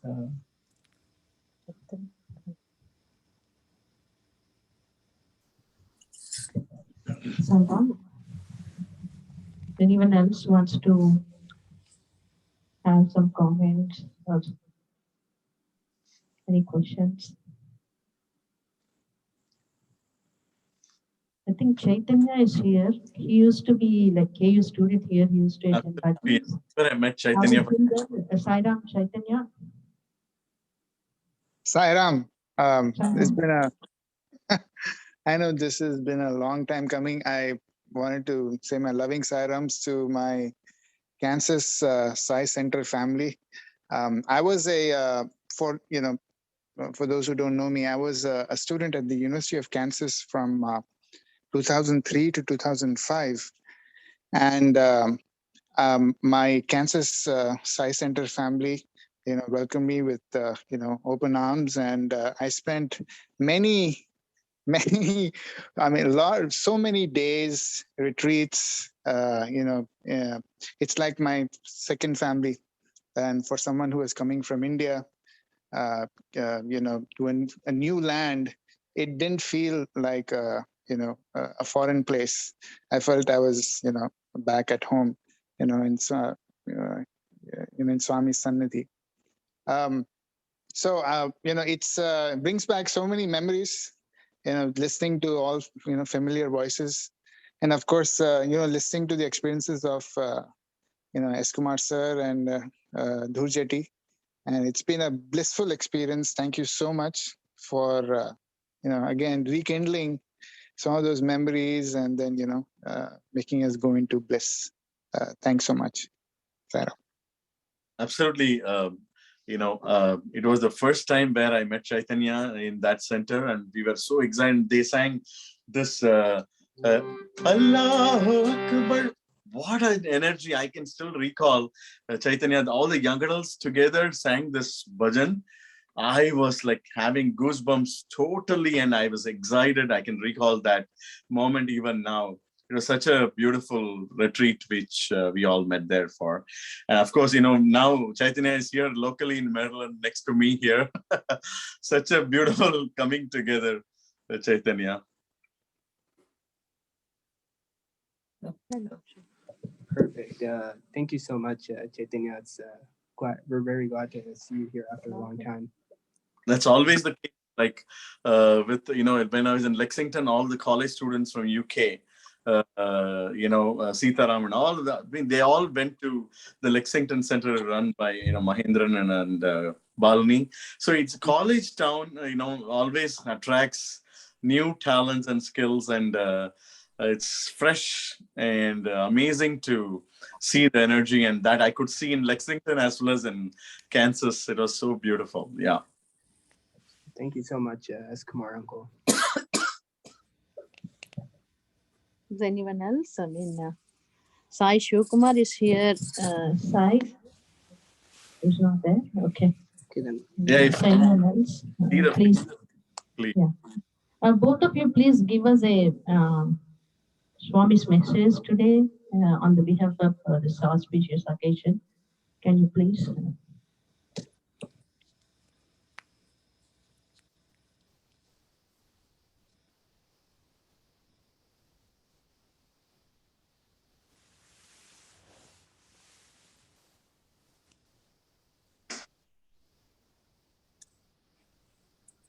So, Brother Dhurjati and S. Kumar Garu, can you please give us a message? Like, we want a message from you both for our Sai Center.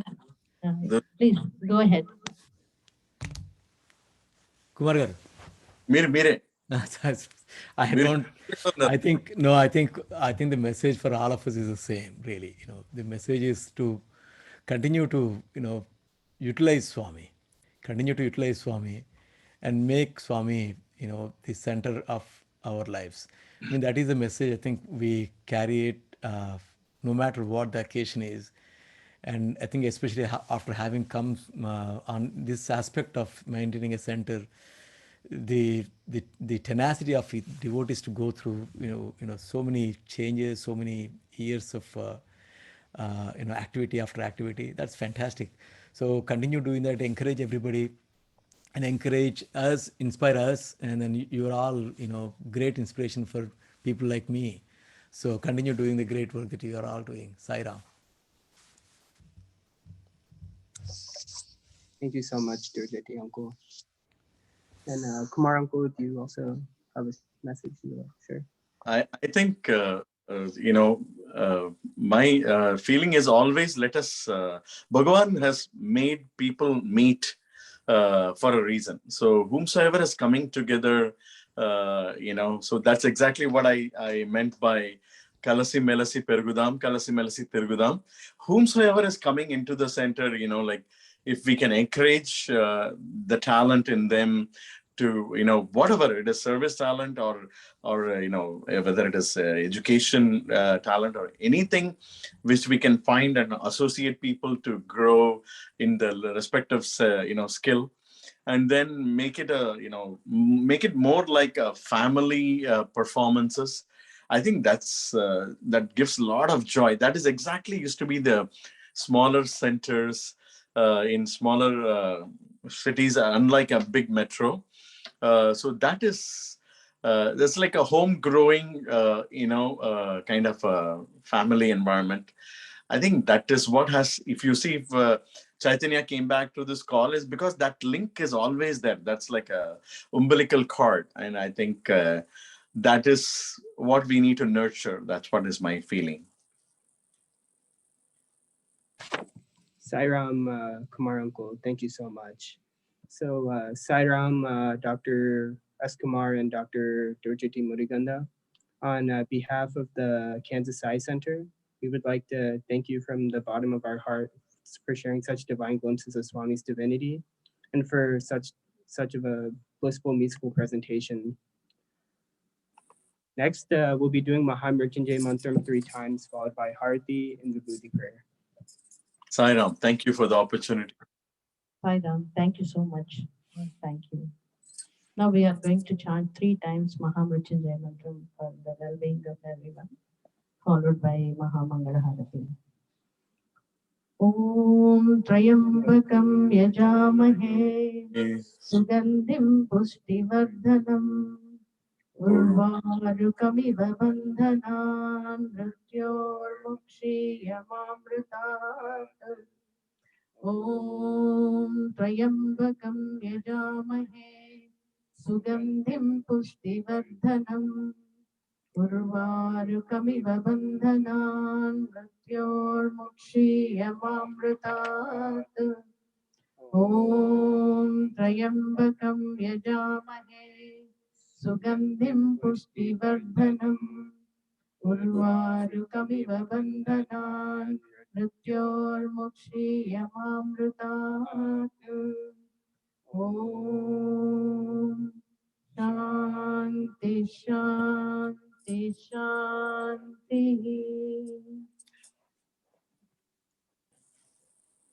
Om Jaya Jagadish Hare Swami Satya Sai Hare Bhakta Jana Samrakshaka Bhakta Jana Samrakshaka Pati Maheshwara. Om Jaya Jagadish Hare Shashivadana Srikara Sarva Pranapate Swami Sarva Pranapate Ashrita Kalpalatika Ashrita Kalpalatika Apadbandava. Om Jaya Jagadish Hare Mata Pita Guru Daivamu Mariantayu Mere Swami Mariantayu Mere Nada Brahma Jagannatha Nada Brahma Jagannatha Nagendra Sayana. Om Jaya Jagadish Hare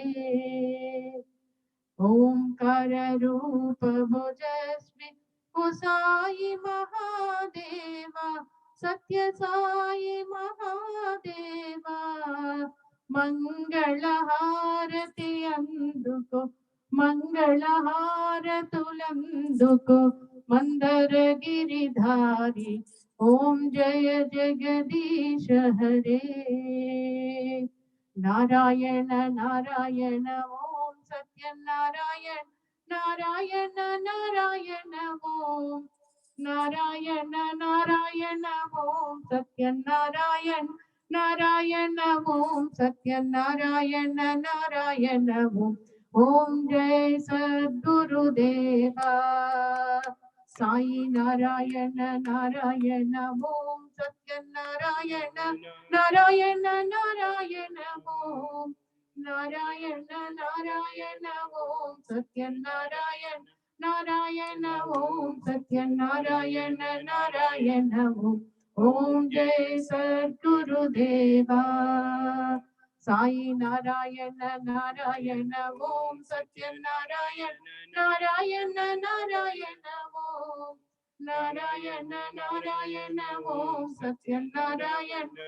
Narayana Om Satya Narayana Narayana Om Jai Sadguru Deva Om Shanti शान्ति शान्तिः समस्तलोकाः सुखिनो भवन्तु समस्तलोकाः सुखिनो भवन्तु समस्तलोकाः सुखिनो भवन्तु ॐ शान्ति शान्ति शान्तिः जय बोलो भगवान श्री सत्य साई बाबा जी की जय। परमं पवित्रं बाबा विभूतिं परमं विचित्रं लीला विभूतिं परमार्थ इष्टार्थ मोक्ष प्रदानं बाबा विभूतिं idamashayami. Sacred, holy, and supreme is Baba's vibhuti, pouring forth in brilliant streams, display of vibhuti. So auspicious is its might, it grants liberation. Baba's vibhuti, its power protects us. Paramam pavitram Baba vibhutim, paramam vichitram Leela vibhutim, paramartha ishtartha moksha pradhanam Baba vibhutim idamashayami. Sai Baba vibhutim idamashayami. Om. Om. Om. Sai Ram.